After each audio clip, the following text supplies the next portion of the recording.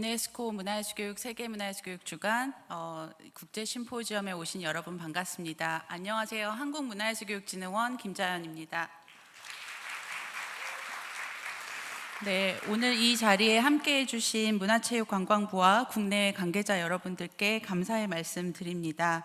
2016 유네스코 문화예술교육 주간행사는 올해 15회를 맞이했습니다. 유네스코 문화예술교육 주간행사는 지난 2011년 대한민국 정부의 주도로 선포된 이래에 전 세계가 문화예술교육의 가치를 공유하는 상징적인 행사로 자리 잡고 있습니다. 이번 심포지엄은 문화예술교육 효과측정의 방법론과 글로벌 표준이라는 주제로 1부에서는 문화예술교육의 효과를 왜 측정해야 하는지, 그리고 2부에서는 보이지 않는 문화예술교육의 효과를 어떻게 측정해야 되는지에 대한 주제로 논의를 이어갈 예정입니다. 오늘 행사는 한국문화예술교육진흥원 온라인 유튜브 채널을 통해서도 생중계될 예정입니다. 현장에 계신 참여자분들은 통역 수신기를 통해서 한국어와 영어로 발제 내용을 들으실 수 있는데요. 한국어는 채널 1번, 영어는 채널 2번이니 참고 부탁드리겠습니다. 네, 그러면 본격적인 행사에 앞서서 먼저 한국문화예술교육진흥원 임진택 원장님 인사 말씀 듣겠습니다. 큰 박수 부탁드립니다.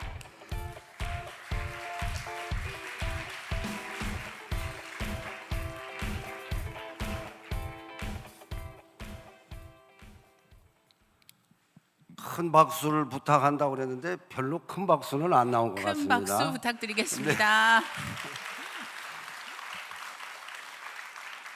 근데 저한테 박수가 필요한 게 아니라 오늘 여기 참석해 주신 많은 분들이 계시니까 이따가는 정말 큰 박수로 함께 맞아 주셨으면 좋겠습니다.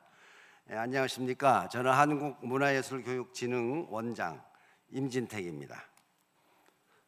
판소리꾼입니다. 오늘 이 국제 심포지엄에 자리해 주신 국내외 문화예술 교육 관계자 분들께 진심한 환영의 인사를 전합니다. 또 바쁘신 와중에도 참석해 주신 우리 문화체육관광부의 문화예술 정책실장님 정향미 실장님 와주셔서 감사드립니다. 특히 이번 행사를 위해서 멀리서 발걸음을 해주신 호주 오스트레일리아에서 오신 앤 벤포드 교수님, 여기 지금 앞자리에들 앉아 계십니다. 또 독일에서 오신 수잔 코이헬 의장님, 그리고 미국에서 데니엘 보웬 교수님, 그리고 이탈리아의 말레리아 피카 박사님, 이 해외에서 이렇게 오셨습니다. 이 우선 해외에서 오신 분들께 큰 박수 격려 보내주시기 바랍니다.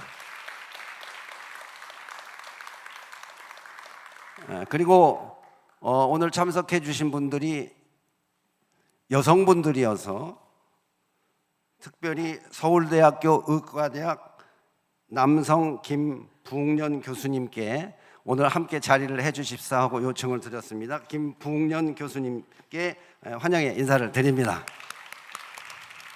아마 TV 화면에서도 많이 뵀던 의사 선생님이십니다. 아까 저희 김자현 저희 한국문화예술교육진흥원의 인문정신문화본부장직을 맡고 있는데요. 본부장께서 잠깐 언급을 하셨다시피 지난 2011년에 파리 유네스코 본부에서 유네스코 문화예술교육 주간이 선포되었는데 유네스코 본부가 파리에 있지요. 근데 이 문화예술교육 주간의 선포는 대한민국 정부가 제안해서 이루어진 성과였습니다. 그래서 이제 올해로 15회 15번째를 맞이한 유네스코 문화예술교육 주간인데요. 이 유네스코 주간에 이번 국제 심포지엄을 개최하게 되어서 더욱 의미가 크다고 생각을 합니다. 이 대한민국 정부의 제안으로 선포된 이래 전 세계가 문화예술 교육의 가치를 알리는 상징적인 이 행사장에서 오늘 이 심포지엄이 열린다는 것을 함께 유념을 해주셨으면 합니다. 저희 한국문화예술교육진흥원은 21년째를 맡고 있습니다. 그 20년의 여정이 남긴 깊은 울림을 바탕으로 문화예술 교육이 인간의 삶을 근본적으로 변화시킨다고 하는 확신을 다시 한번 국제사회에 천명하고자 합니다. 저희 문화예술교육진흥원은 앞으로도 그동안에 이 문예교육이 만들어온 가치들, 분명하지만 보이지 않는 그 가치를 가시화하여 이를 세계화 나누는 글로벌 전지구적 거점 기관으로 힘차게 나아갈 것입니다. 이번 행사를 통해서 인류가 공유하는 지속가능한 평화와 상생의 미래가 한층 더 가까워질 것이라 확신합니다. 오늘 함께 해주신 여러분들 고맙습니다. 네, 원장님 말씀 감사합니다. 2010년 대한민국 정부의 서울 어젠다 선포, 그리고 2024년에 문화예술교육 프레임워크 채택까지 또 다음 여정으로 나아가는 길에 또 이 자리가 의미 있는 시간이 되시길 바랍니다. 이어서 문화체육관광부 문화예술정책실 정향미 실장님 모시고 축하 말씀 듣겠습니다. 이번에도 다시 한번 큰 박수 부탁드리겠습니다.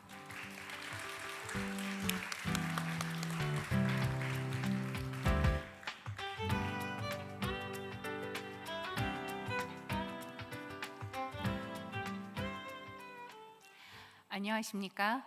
대한민국 문화체육관광부 문화예술정책실장 정향미입니다.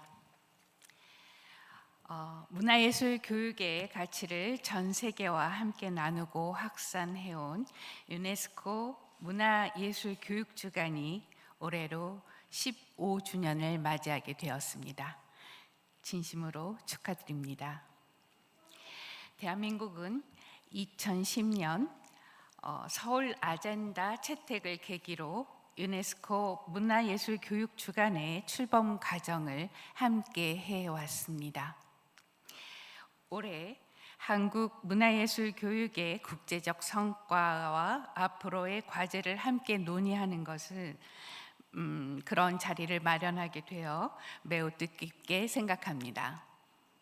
지난 2024년 유네스코는 문화예술 교육 프레임워크를 채택하여 문화예술 교육의 방향성과 실천 전략을 새롭게 제시한 바 있습니다. 이제 문화예술 교육은 단순한 문화 향유를 넘어 개인의 성장과 공동체의 회복, 나아가 지속가능한 미래를 이끄는 중요한 기반으로 자리매김하고 있습니다. 한국 역시 이러한 국제적 흐름에 발맞추어 문화예술 교육의 영역을 넓히고 또 그 효과를 보다 체계적으로 살펴보기 위한 기반을 마련해 가고 있습니다. 특히 문화예술 교육이 개인과 사회에 미치는 영향을 정성적, 정량적으로 분석하고 이를 정책 현장에서 활용할 수 있는 성과 측정 체계를 구축하는 일은 앞으로 더욱 중요한 과제가 될 것입니다. 이번 국제 심포지엄은 지속가능한 문화예술 교육의 효과 측정 방법론을 주제로 마련되었습니다. 문화예술 교육의 가치를 현장에서 실질적으로 구현하기 위해서는 그 효과를 교육적, 사회문화적, 그리고 경제적 관점에서 폭넓게 살펴보고 또 국제사회와 함께 신뢰할 수 있는 논의의 기준을 만들어가는 노력이 필요합니다. 이번 심포지엄을 통해 문화예술 교육의 다양한 효과를 입체적으로 조망하고 국내외 정책 현장에서 활용 가능한 실질적 방법론과 지표 체계에 대한 의미 있는 논의가 이루어지기를 기대합니다. 이러한 논의는 문화예술 교육 정책의 사회적 역할을 강화하고 또 한국 문화예술교육의 경험과 성과를 국제사회에 공유하는 중요한 밑거름이 될 것입니다. 끝으로 오늘 이 자리를 위해 애써주신 임진태 한국문화예술교육진흥원 원장님을 비롯한 관계자 여러분, 그리고 귀한 발걸음을 해주신 국내외 전문가 참석자 여러분께 깊이 감사드립니다. 이번 심포지엄이 미래 세대를 위한 지속가능한 문화예술 교육의 방향을 함께 모색하는 뜻깊은 장이 되기를 기원합니다. 감사합니다.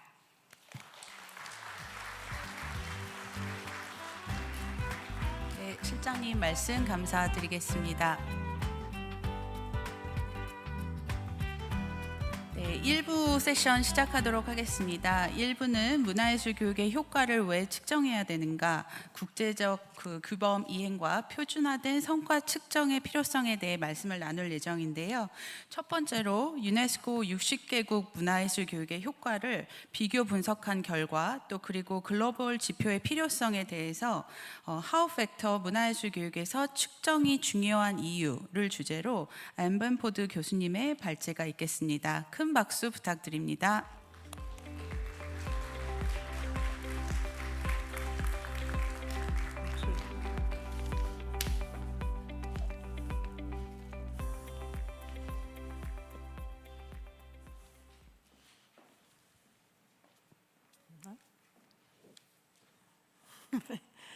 Start.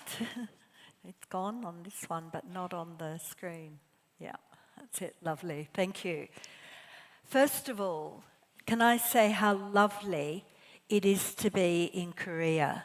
This is my 7th visit to Korea, and I first came to Korea 20 years ago, so roughly the same time as CASES started its work.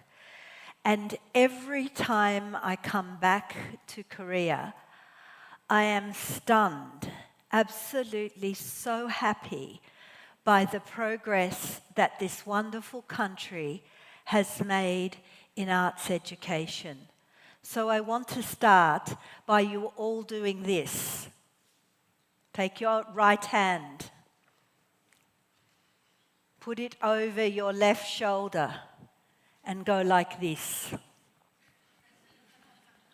And then give yourself a big clap.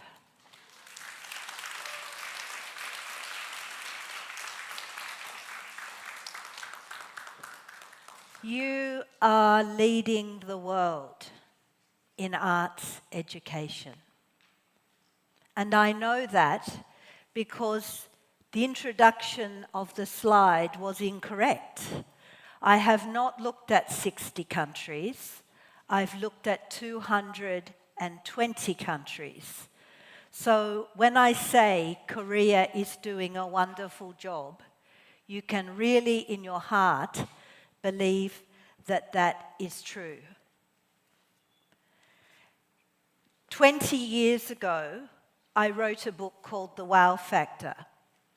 The first country to translate that book was into Korean. It then got translated into lots of languages, but it started the first time into Korean. That book mentioned the importance of a number of things. First of all, having a formal evaluation and assessment is very important. It also spoke about the importance of arts being not just about products, but a process, an active process. When I came 20 years ago, a lot of arts learning was about remembering the top 100 cultural elements of Korea, and students had to memorize them and do a test. The process is very, very important. I also spoke then about there being two kinds of art. There is education in the arts, learning about music, dance, drama, crafts, all the wonderful richness of your traditions and your future. But also, importantly, it's about education through the arts, how the arts can be used to do lots of other things, to learn mathematics better, to have a more strong interest in learning a language, to make yourself feel better, to have better health, to have a better society, to be more democratic.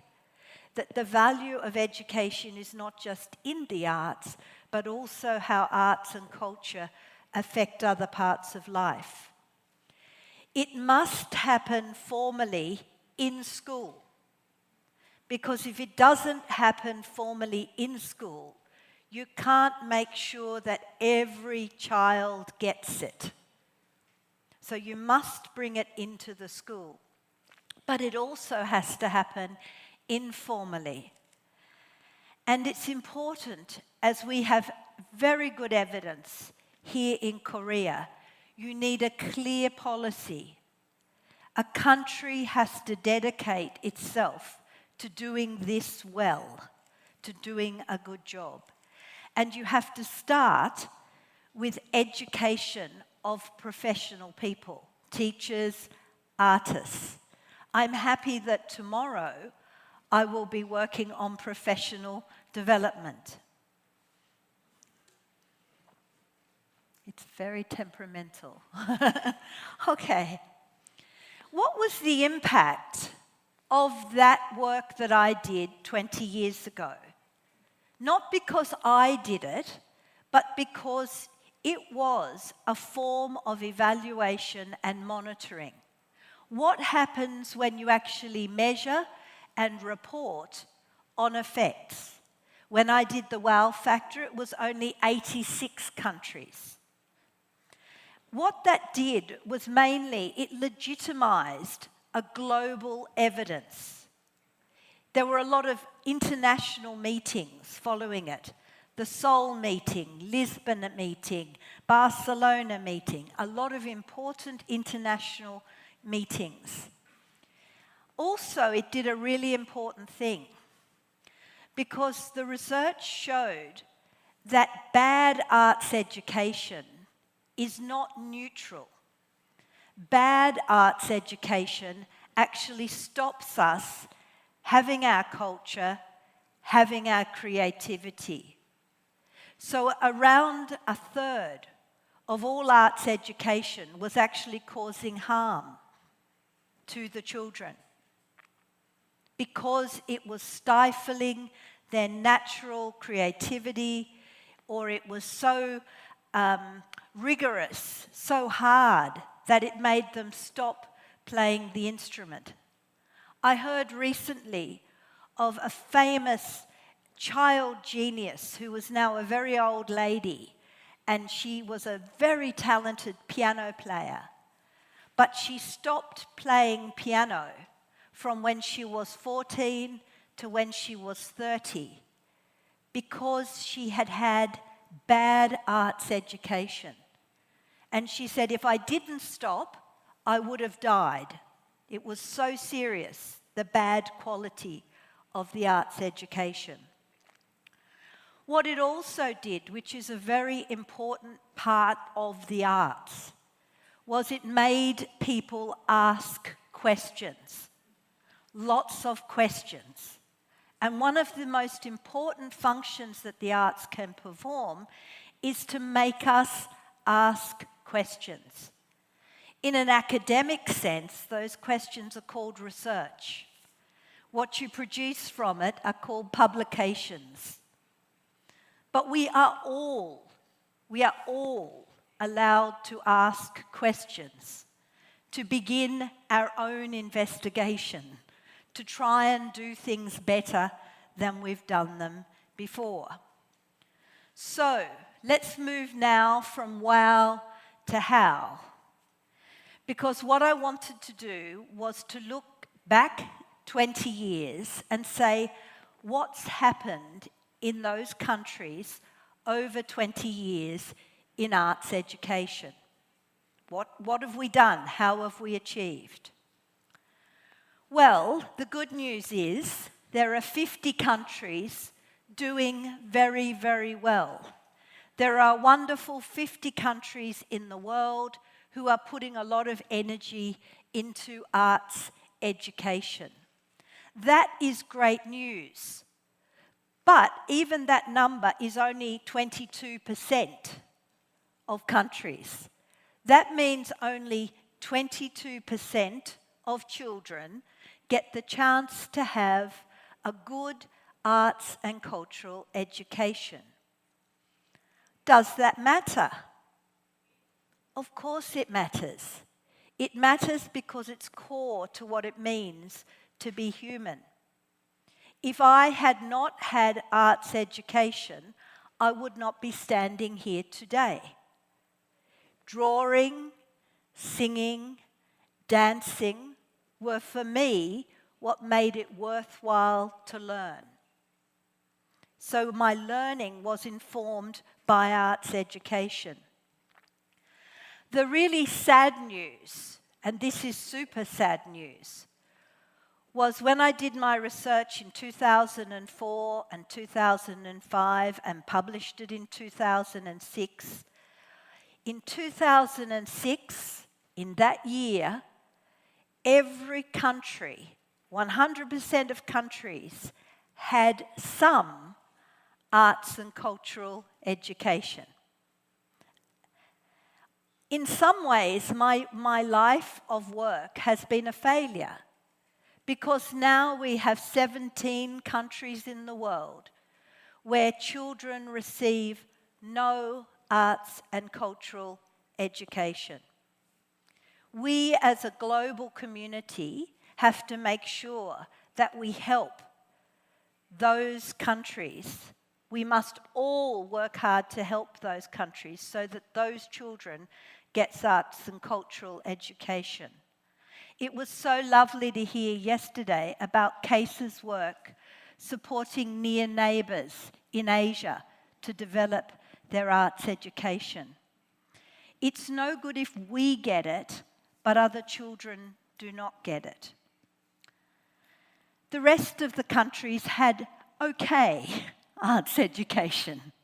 Something happens and it's okay. You know, it's not super good, but it's okay. The most popular art forms in the world, number one, can we guess, is visual arts. That seems to be number one, followed by number two, music. Dancing, unfortunately, doesn't get so much of a mention, nor does drama. Coming up, though, are things like media awareness, media, using new media, using technology. But the lovely thing when I look around 220 countries is that there is a rich diversity of art forms. So, for example, if you're a child in Senegal, in Africa, you learn hair braiding. If you're in Bhutan, you have a strong emphasis on happiness in your arts education. In fact, one of the problems in measuring arts education is that there were over 1,600 different aims that countries had for arts education. And even when I used a taxonomy to try and group those aims, there are still 16 different aims for arts education. Now, that's a great story on one side because it means arts education does a lot. It does a lot in a lot of areas. The hard job is if you're like me and you're trying to compare countries and do big analysis. It's hard because they have different aims. Even the different art forms have different aims, and some countries even have different aims at different levels. So, for example, the aims for little children are different than the aims for bigger children. As you get bigger, as you grow older, you generally, in most countries, get less arts. They give you more arts when you're little, and as you get older and taller, for some reason, they give you less arts, although we know you need it throughout your life. I'm staying quite short to enable me to keep getting art in my life. Okay, you generally too have specialist teachers more for the older students, but there's not many of them. So most people learn arts from somebody who's not a specialist, and then they slowly move into the arts. Now, I was asked to talk about the methods that I use, so I wanted to share with you some of the challenges that I had. The first big challenge was data, actually getting hold of the information, because countries often don't publish a lot, don't have a lot of information, haven't thought of measuring this, haven't got very good numbers, can't really guarantee the numbers are accurate. So first of all, there is a lack of data.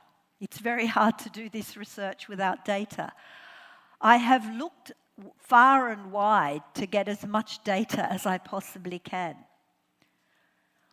Of course, too, there is a big difference what some countries say they do versus what actually happens in that country.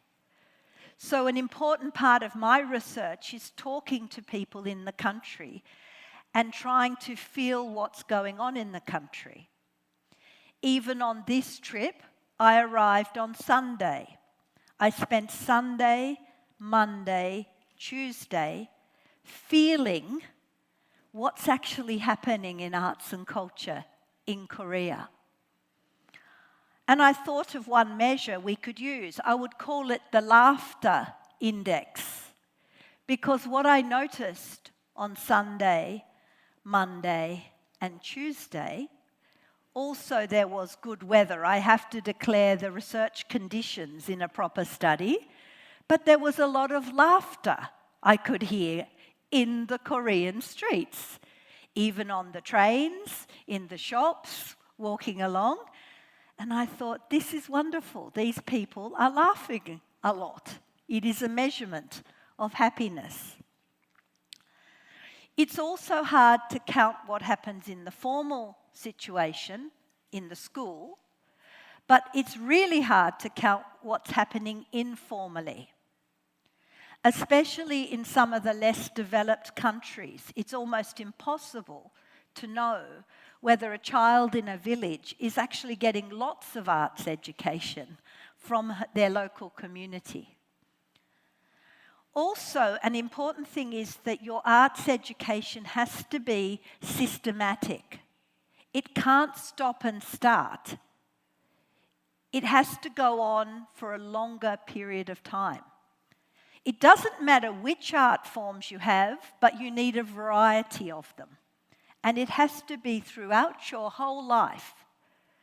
We even actually know that arts education is important before a baby is born. Babies in Korea cry in a Korean accent because they've already learnt, the professor is nodding too, he knows, they've already learnt the mother's tones, the singing noise of the mother. And so they cry already in a local, the mother's accent. So we know that art has been important from before you're born, and we also know at the other end of the scale that art can be enormously valuable, even on the last days of your life. It can be absolutely the thing that makes a difference in what you do. Now, people always say to me, but we need longitudinal evidence. We need evidence that goes for a very long time. We have evidence that human beings made art 80,000 years ago. That is very long, longitudinal evidence to show the impact on human life. It was mentioned in the introduction, and I want to underline this. Also, one of the challenges is what happens in a city is often very different than what happens in the countryside.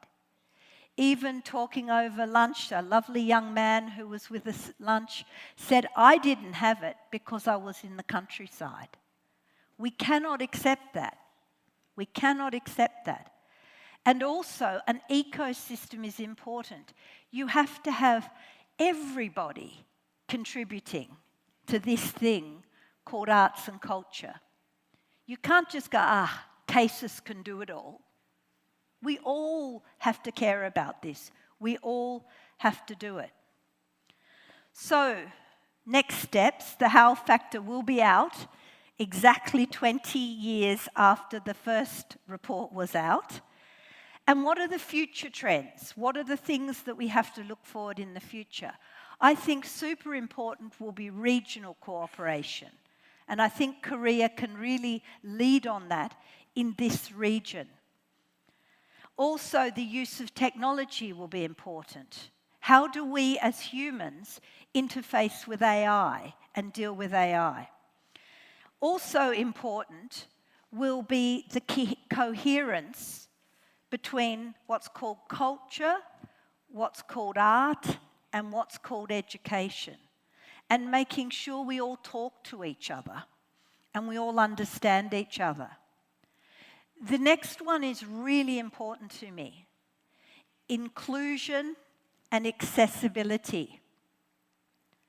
In 1946, when the United Nations wrote about arts education, they said, it is for everyone.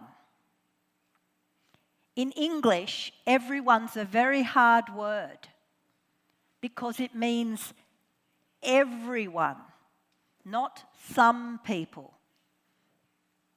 So we have to think how we make sure everyone gets it. Once again, I heard in Korea, even people in prison or people who are very old or people who don't have a home, they are part of everyone who needs to have arts education. We do need measurement tools.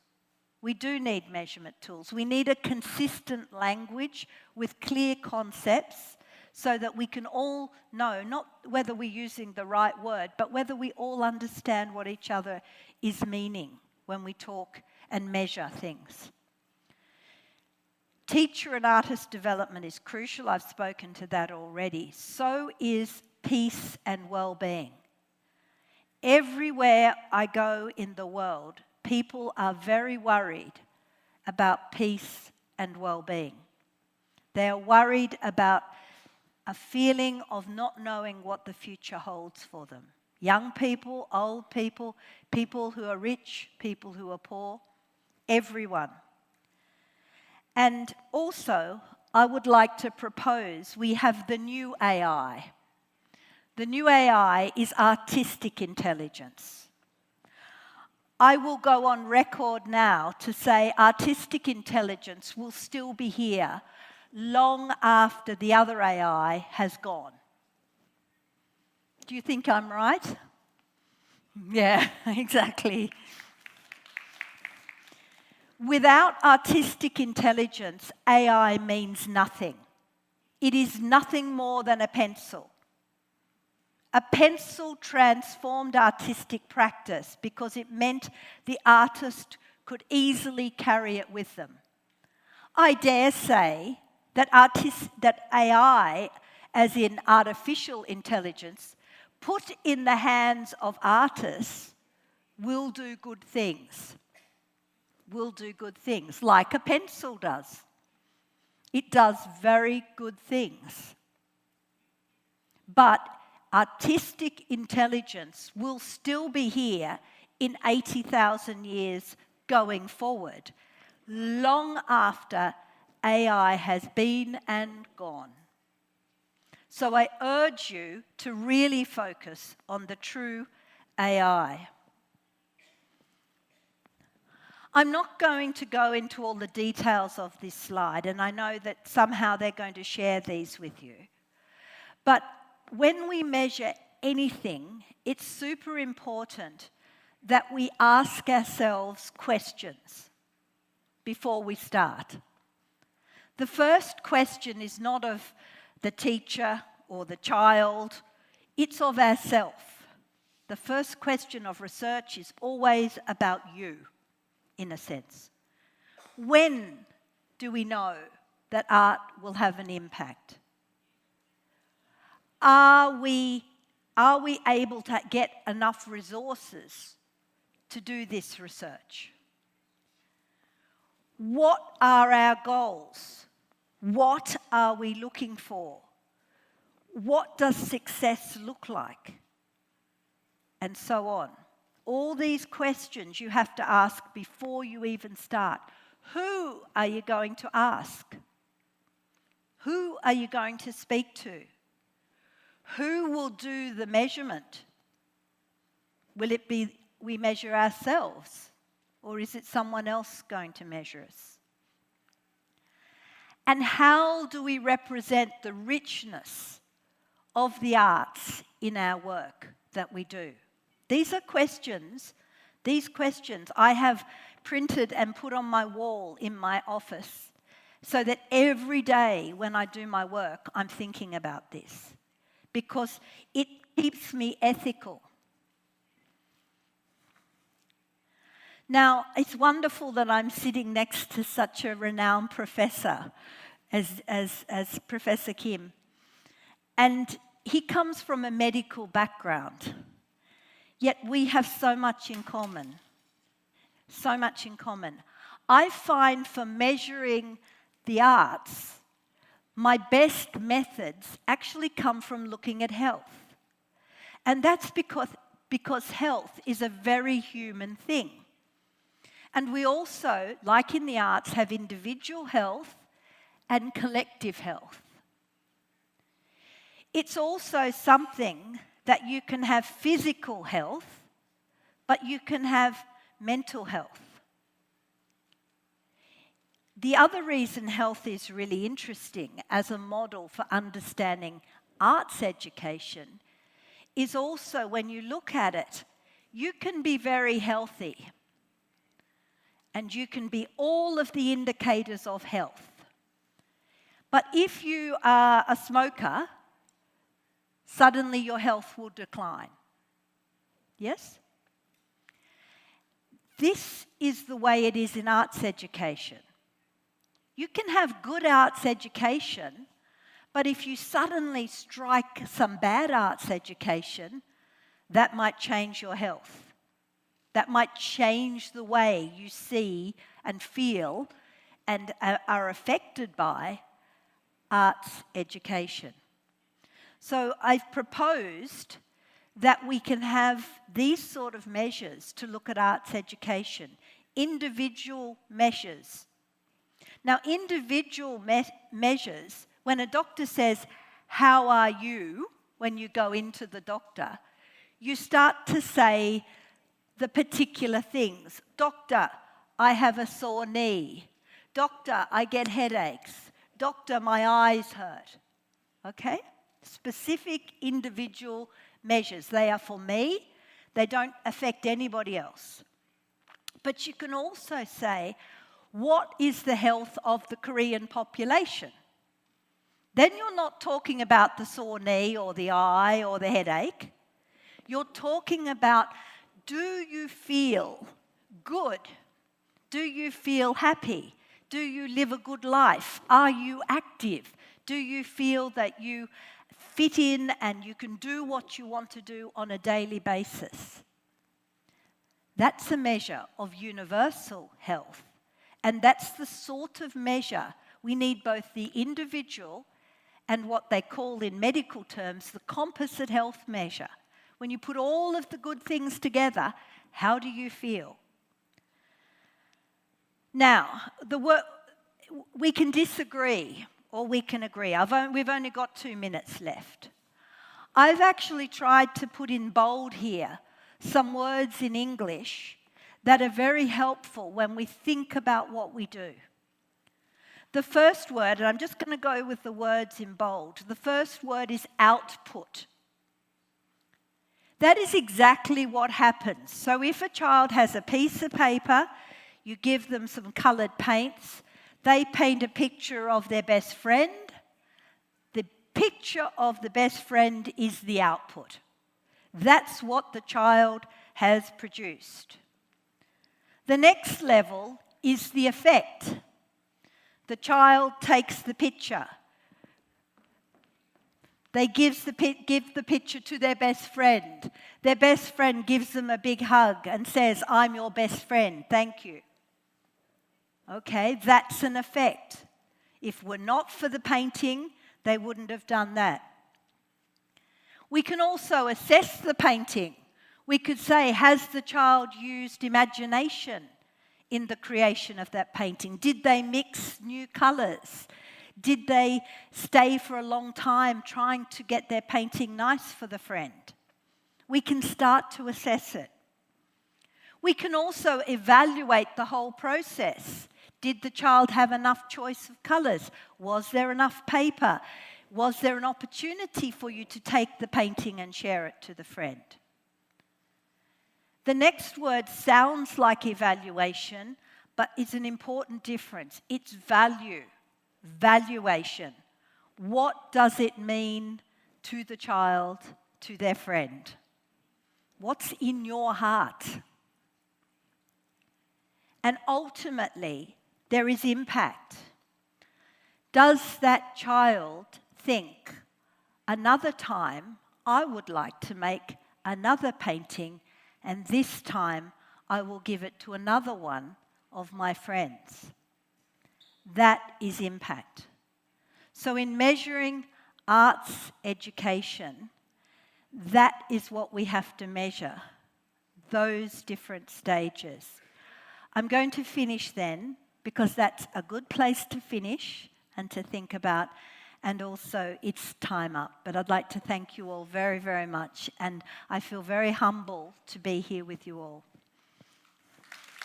네, 긴 시간 좋은 말씀해 주신 엠벤포드 교수님께 다시 한번 큰 박수 부탁드립니다. 바로 다음 순서로 넘어가기에는 굉장히 긴 여운과 같이 고민해 볼 지점들을 많이 말씀 주신 것 같습니다. 문화예술 교육이 무엇을 목표로 해야 되는지에 대한 가설 부분, 그리고 아웃풋부터 임팩트까지 이르기까지의 저희가 그 개념들과 단계별 측정의 방법을 어떻게 설계할 수 있을까 생각해 볼 수 있을 것 같습니다. 무엇보다 종단 연구의 개념을 인류 8만 년의 역사로 확장시켜 주시고, 또 진정한 AI가 예술적 기능이라고 지능이라고 언급해 주신 것도 저희 모두에게 참 공감되는 말씀이지 않을까 싶습니다.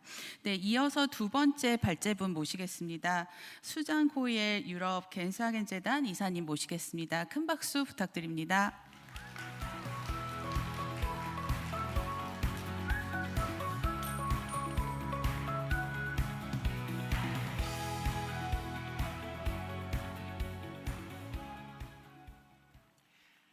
Good afternoon, ladies and gentlemen. Thank you very much for the opportunity to speak today. In my presentation, I would like to discuss how we can measure the impact of arts education in diverse culture and educational contexts. In my presentation, I would like to discuss how we can measure the impact of arts education in diverse cultural and educational contexts. In order to address these questions, I will examine different understandings of arts education worldwide.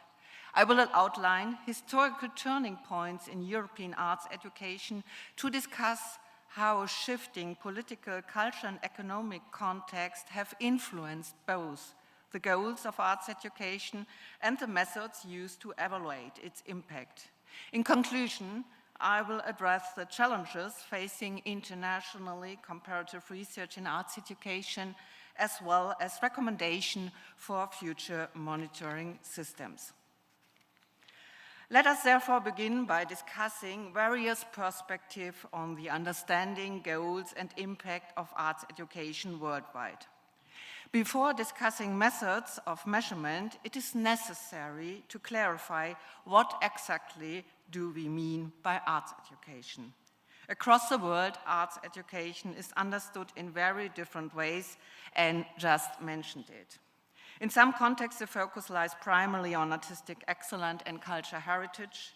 In other contexts, arts education is connected more strongly with creativity, social participation, identity formation, or community development. To better understand these international differences, I conducted 2014 a preliminary school involving experts from 5 continents. You can view the participating experts and their countries in this list. Fundamentally common to all conception of the terms are the arts themselves, serving as the medium of arts education along with the associated dimension of reception, production, and reflection. Differences emerge in the weighting of formal, non-formal, and informal arts education. Further distinctions are evident in the specific objective of arts education. Is a focus on transfer effect benefiting education in a broader context in the spirit of learning through the arts? Or on the development of general skills such as intelligence? Does the focus lie on the personal development of subjects, that is, on the formation on their own positions, on self-expression, and on self-identity? Or is it a matter of societal goals, for instance, fostering social cohesion, developing cultural diversity, or navigating diversity? Or is it perhaps intended to serve the creative progress of society? The study revealed that definitions of arts education vary depending on numerous factors. These include national and regional perspective, historical traditions, and structural or political developments. In addition, institutional structures play a major role. Arts education may be connected to ministries of culture, ministries of education, or youth departments, each of which may pursue different priorities. Moreover, definitions vary depending on the artistic discipline, and definitions also evolve over time as societies themselves change. I would like to illustrate how definitions evolve over time by drawing upon historical developments in Europe since the end of the Second World War. In the period immediately following the Second World War, arts education in Europe focused strongly on cultural knowledge and the transmission of a shared culture canon. This emphasis reflected a broader societal desire for stability, continuously, and cultural reconstruction after the destruction of the war. Arts education was therefore often associated with the preservation of high culture and established artistic traditions.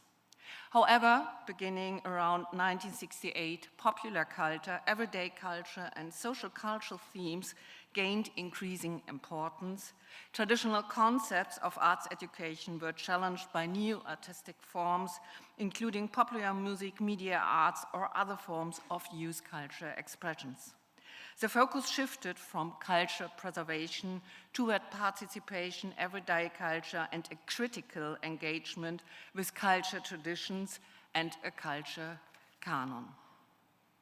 As a result, the objective of arts education became broader and more socially oriented.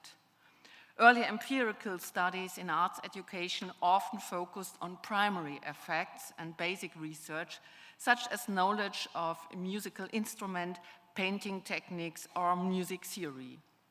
At the same time, researchers began to evaluate new educational settings and innovative formats in arts education. However, truly empirical and evidence-based research studies remained relatively rare during this period. I would like to demonstrate by way of example, using one of my own studies, how primary effects can be investigated empirically. In my study, The Eyes Hears Too, I examined the relationship between visual and auditory perception in feature films. More than 500 adolescents between the age of 15 and 16 participated in a pre- and post-study design. The central research questions addressed the extent to which cinematic visual elements influence music perception and can assist students in bridging the gap to classical music.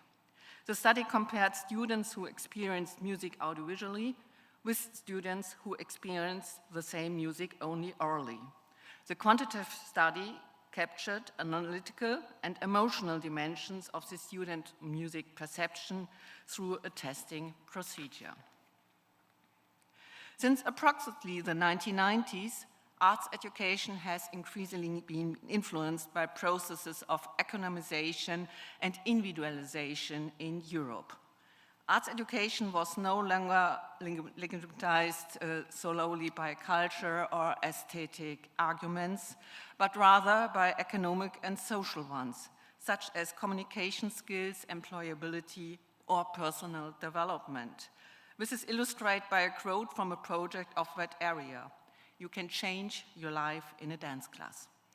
The shift reflects broader neoliberal tendencies in educational policy, where education is increasingly evaluated according to measurable outcomes and economic usefulness.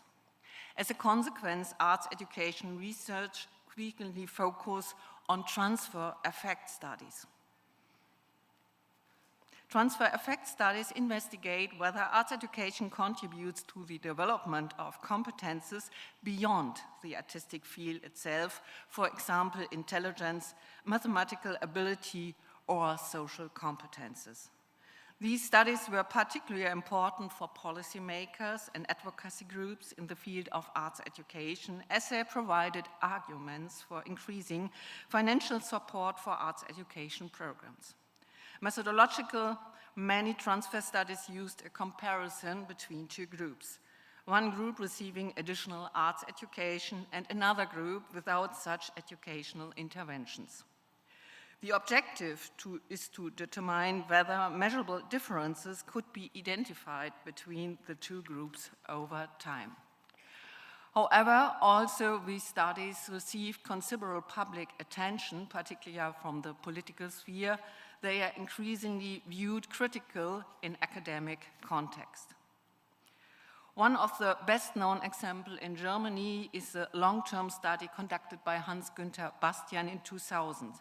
The study investigated the impact of music education in primary school over a period of 6 years.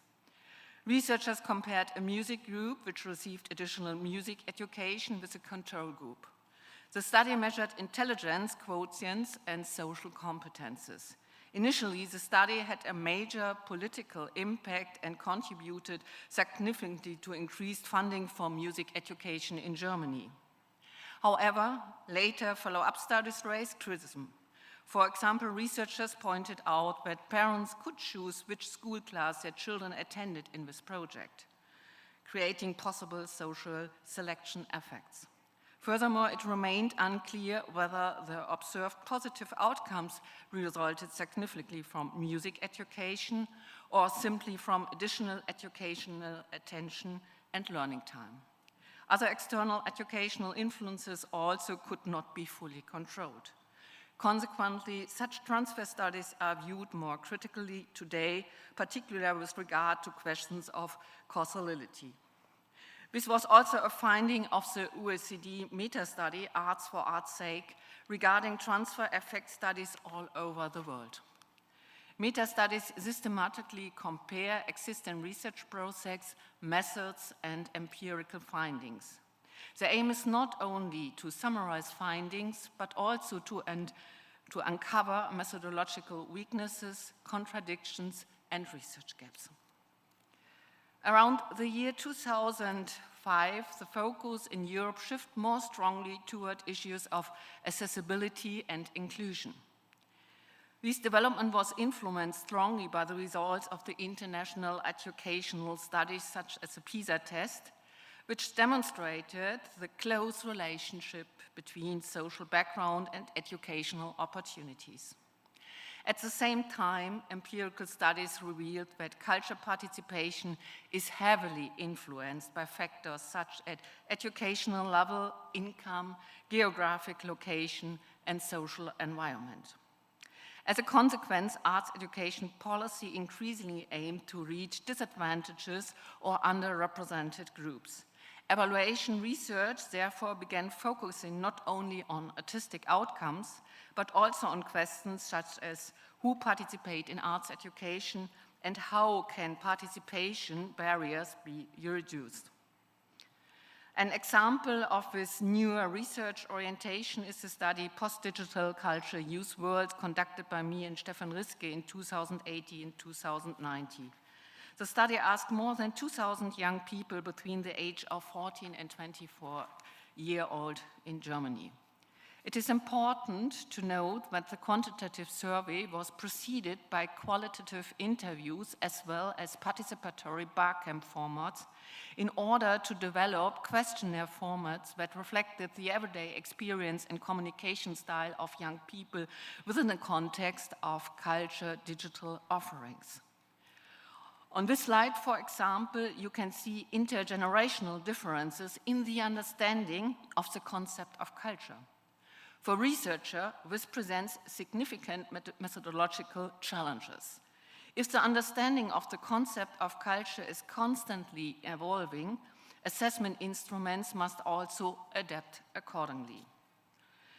Let us now turn to the study just mentioned, Post-Digital Culture Youth World. In this study, the scope of culture activities was defined in such a way that the result indicated all young people are culturally active. The study further showed that cultural reception among young people now takes place in both analog and digital environments. This is not always the case with regard to culture production. When differentiating by educational background, it becomes evident that young people with a lower educational background are not only less likely to be artistically active themselves, but also less likely to engage in such activities within the digital context in Europe. In Europe, this can certainly be attributed to the fact that arts education programs aimed to reaching disadvantaged youth often still consist exclusively of analog settings. This slide demonstrates that digital platforms and tools currently play a significant role in cultural participation of young people. Large-scale representative studies can provide important advantages.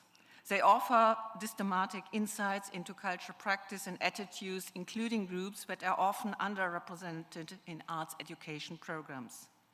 However, such studies also face significant challenges, for example, regarding language and terminology. Researchers must formulate concepts in ways that are understandable and meaningful for different social groups. Another challenges concern rapid technological change. Media platforms, communication forms, and cultural practice evolve quickly, making long-term comparison increasingly difficult. Since around 2020, arts education in Europe is increasingly connected with broader societal responsibilities and global challenges. This development was influenced, among other things, by the United Nations 2030 Agenda for Sustainable Development and subsequently by UNESCO Framework for Culture and Arts Education.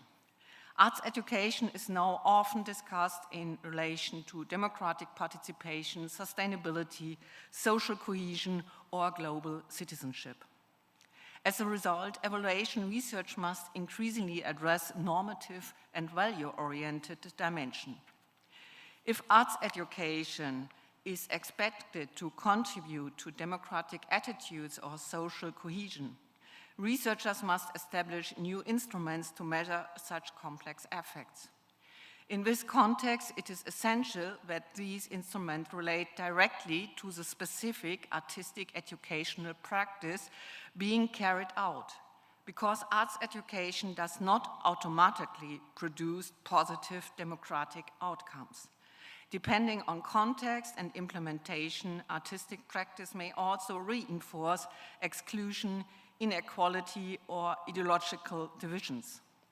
I would like to give one example of this new research approach, and it's in the area of health. So an example is a study conducted by Gabriel Wills in 2021 on personalized music intervention for people with dementia. The study used a randomized controlled design with intervention and control groups involving 118 participants. Researchers combined behavioral observation with biological stress measurement. The result showed predominantly positive emotional and behavioral reactions to personalized music intervention.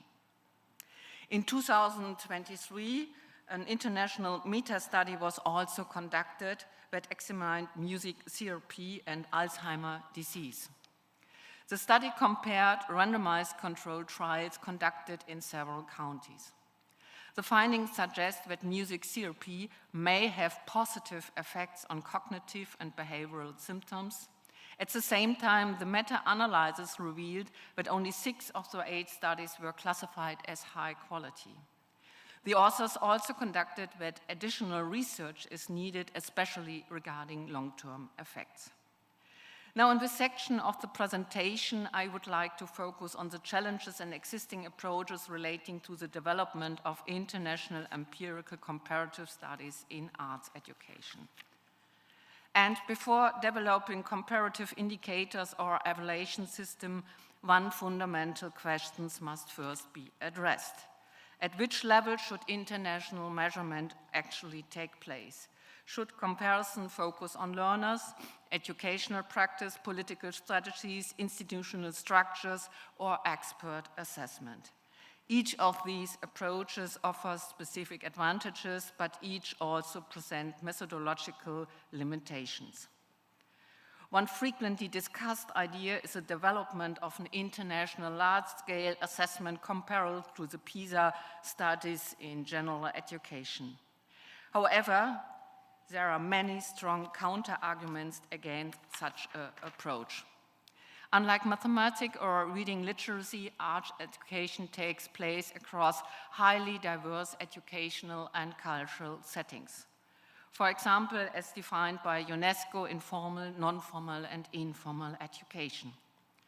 A further challenge is that subject-specific priorities vary significantly among countries. For example, the separation into individual artistic disciplines such as music, theater, dance, or visual arts reflects mainly Western European educational traditions. Here, for example, you can see the varying country-specific emphasis regarding artistic disciplines within formal education, as identified in the preliminary study I presented at the beginning of my presentation. Here you can see this in the non-formal education, and here in the informal education. And even within disciplines, artistic subjects differ internationally. In music education, for example, different tonal systems, instruments, and pedagogical traditions exist across cultures. Another possible approach, focusing not on learners' output directly, but on cultural participation within the broader population. This approach investigates questions such as who participate in cultural activities. However, this also requires carefully designed international questionnaires. One challenge is already mentioned, concerned terminology. Concepts related to culture and arts education must be understandable not only across generations, social groups, but also across different languages and cultural systems.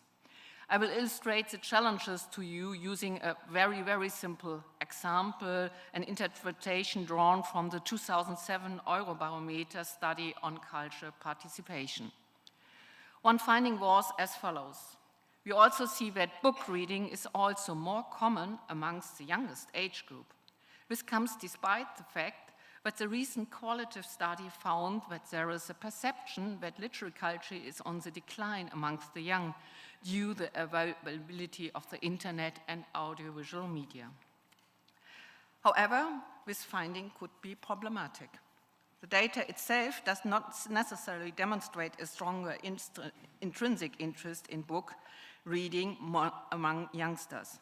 Rather, higher reading rates may simply result from the educational requirements within schools and vocational training. Normally, students have to read books at school. You can observe a similar effect in this representative German youth study from 2011. The study investigated theater interest and theater attendance among young Germans aged 14 to 24. The results revealed discrepancies between interest and attendance, such as a relatively high number of visitors to classical theater despite the low level of expressed interest. Here too, the reason for a theater visit is probably more likely to be school or parents than personal interest. Another approach by Anne Bamford, the Wow Factor 2006, involved surveys of government ministries, institutional analysis, and selected case studies from countries all over the world. You just heard from it, and I will not go deeper in it because the author is here. Another example of the country level is the Eurydice Network report on arts and culture education in schools across Europe. This project adopted a more statistical and policy-oriented approach. However, the study focused primarily on formal arts education, which creates an unfair comparison for countries in Europe with a half-day structure and a stronger focus on non-formal education. Further complications arise because school-based arts education itself is structured very differently across European countries. In some systems, artistic disciplines are taught separately, while in others, several art forms are combined into integrated subjects. Some countries merge arts education with broader humanities or social science subjects. Additionally, curricula differ not only nationally, but often regional as well. School autonomy also influences the implementation of arts education programs. Finally, there are also substantial international differences regarding teacher education in arts education. Teacher training structures vary between countries, regions, educational sectors, and artistic disciplines. In some contexts, specialized art teachers are common, while in others, general classroom teachers provide arts education. Moreover, many countries still lack reliable data and systematic documentation in the field of arts education. Another approach to evaluating arts education at the country level, here integrating formal, non-formal, and informal education, is the Arts Education Development Index, which I developed 2012 within the framework of the International Network for Research in Arts Education. The International Network for Research in Arts Education, or short INRI, was established in 2011. The index should be understood not as a finalized ranking instrument, but rather as an experimental pre-test model. The first dimension of this pre-test model related to access.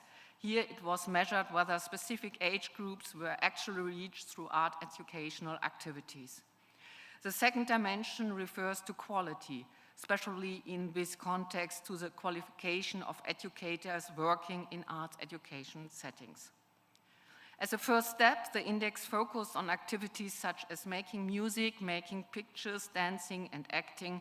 For its further development, there was also the idea to incorporate media art as well as receptive forms of cultural participation, such as visiting museums, theaters, or concerts. The pretest was made possible only through international cooperation involving experts from various countries worldwide. One important finding at the pretest was, again, the lack of reliable empirical data. Due to the lack of data, the results were naturally not valid. Interestingly, the rankings show expected results. Countries that perform well in other educational studies also performed well in this study.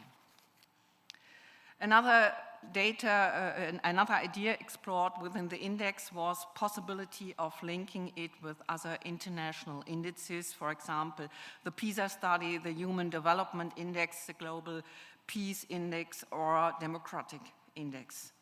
The purpose of such comparison would be to investigate potential correlations between arts education and broader societal developments. The AIDA project also revealed numerous challenges. In addition to missing data and the complexity of concept, distinctions between non-formal and informal learning often remain unclear. For example, if young people gain dance experience in clubs or through social media platforms, should this count as arts education? Another international monitoring approach involving experts is the project Monitoring National Arts Education Systems, which was also developed within the framework of the International Network for Research in Arts Education. I refer here to the second survey, which focused more directly on expert assessments of educational structures, policies, and practice in their respective countries. One question, for example, addresses whether everyone in their country would have the freedom to participate in arts and culture activities of their own choice. One important finding of Monet's was that expert assessments often differed greatly. Differences emerged not only between countries, but also between artistic disciplines and professional backgrounds. Assessment also reflect cultural differences. Interestingly, experts with an Anglo-American background generally rated aspects much more positively than experts from Germany. Therefore, expert assessment must always be interpreted critically and contextually. As part of the Monet study, a collaboration was also established with the European Network of Observatories in the field of arts and culture education, or short ENO, which I represent as chair. ENO was founded in 2015 and currently comprises observatories from 17 European countries. The goals of ENO are closely connected to the UNESCO policy. Since 2023, ENO is an NGO partner network of UNESCO. One important objective of ENO is to build bridges between research and practice. The network includes both academic and non-academic partners in each participating country. Another major goal is the development of international comparative research and monitoring systems. At the same time, ENO seeks to encourage international dialogue regarding terminology, concepts, and future topics in arts and culture education. So, what can be done to measure the impact of arts education worldwide? A central point is that the impact of arts education can be measured on various levels and in relation to different areas. There's, on the one hand, the level of national goals and values, which includes questions concerning inclusion, artistic freedom, or cultural diversity. These goals and values could be then compared to the UNESCO framework for culture and arts education. On the other hand, there is the level of national framework condition. Here, relevant factors include legislation, infrastructure, investment, institution, professional training, or working condition within the arts education sector. A further question arises as to whether the existing infrastructure is successful in realizing the objective in the various countries in the field of arts education. This includes questions such as, are target groups actually being reached? How satisfied are participants and professionals? And how successful are concrete educational measures? Finally, there is the question of transfer effects in arts education. One of the most important recommendations from my side is the development of multi-methodological approach for global monitoring. Therefore, future monitoring systems should combine several complementary approaches. First, country surveys are needed to collect information about objective policy frameworks, infrastructure, and institutional conditions. Second, population surveys should investigate cultural participation and access to arts education. And third, expert surveys can help assess whether educational goals are being achieved within specific national and cultural context. In addition, qualitative international expert meetings like today and comparative case studies remain essential for identifying best practices and discussing conceptual developments. Beyond methodological diversity, additional developments are necessary. So, for example, international comparable terminology and indicators. For this, we need international, interdisciplinary teams with expertise in arts education and empirical research methods. And national data collection systems must be expanded and more systematically coordinated in order to obtain international comparable key indicators for art education. At the end of my presentation, I would like to offer a few personal, probably very European reflections. In my view, we should no longer invest in transfer studies within the field of arts education. Culture and arts education have been a necessary part of being human since the beginning of human history and already mentioned. From prehistoric cave paintings to the upbringing of royal families in Europe, art and culture have always played a central role in human history. And in the age of artificial intelligence, they will gain even greater significance. The power of culture and arts education becomes particularly visible in times of crisis. Examples from the coronavirus pandemic, such as the balcony concerts or musical performance in subway tunnels during bombing raids in Ukraine, illustrate the social and emotional significance of arts and culture practice for humanity.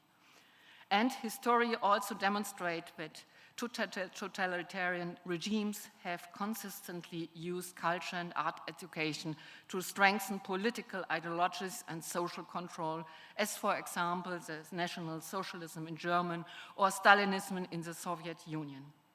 Precisely because arts education can shape values, emotion, identities, and collective narratives, it can also be politically instrumentalized. In this context, the value-oriented perspective of the UNESCO framework of culture and arts education becomes especially significant. The framework provides an ethical foundation for arts education to foster values such as artistic freedom or democratization. And if we succeed in developing empirical instruments to measure within the field of arts education practice, on the one hand, values and goals, and on the other hand, resources, infrastructure, and their sustainability, then we can effectively support the implementation of the UNESCO framework and the positive impact of arts education worldwide. Thank you very much for your attention. 네, 수잔 이사님께 다시 한번 큰 박수 부탁드립니다. 굉장히 다양한 문화예술 교육의 효과 측정 또 국제 비교 연구 사례를 소개해 주셨는데요. 아마 함께 해주신 연구자분들 또 국가 수준의 아젠다를 고민하시는 오늘 참석자분들께 굉장히 의미 있는 시간이 됐을 것 같습니다. 말씀 주신 것처럼 한국문화예술교육진흥원에서도 아시아 태평양 지역의 문화예술교육 옵저버터리 사업을 추진하면서 아태 지역에서는 어떤 식으로 문화예술교육이 실현되는지를 조사한 적이 있었습니다.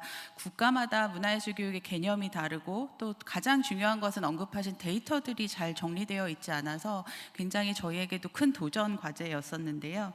제안해 주신 또 다중적인 방법론을 적용해서 대한민국 차원에서 또 아시아 차원에서 국제사회 수준에서 또 어떤 시도와 기여를 할 수 있을지 같이 모색해가면 좋을 것 같습니다.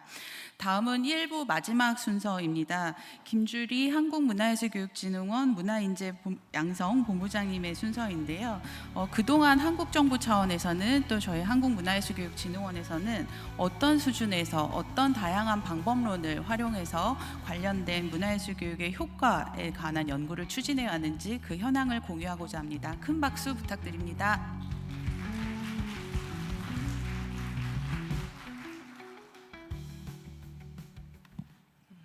네, 안녕하세요. 저 방금 소개받은 한국문화예술교육진흥원의 문화인재양성본부장 김주리입니다. 반갑습니다.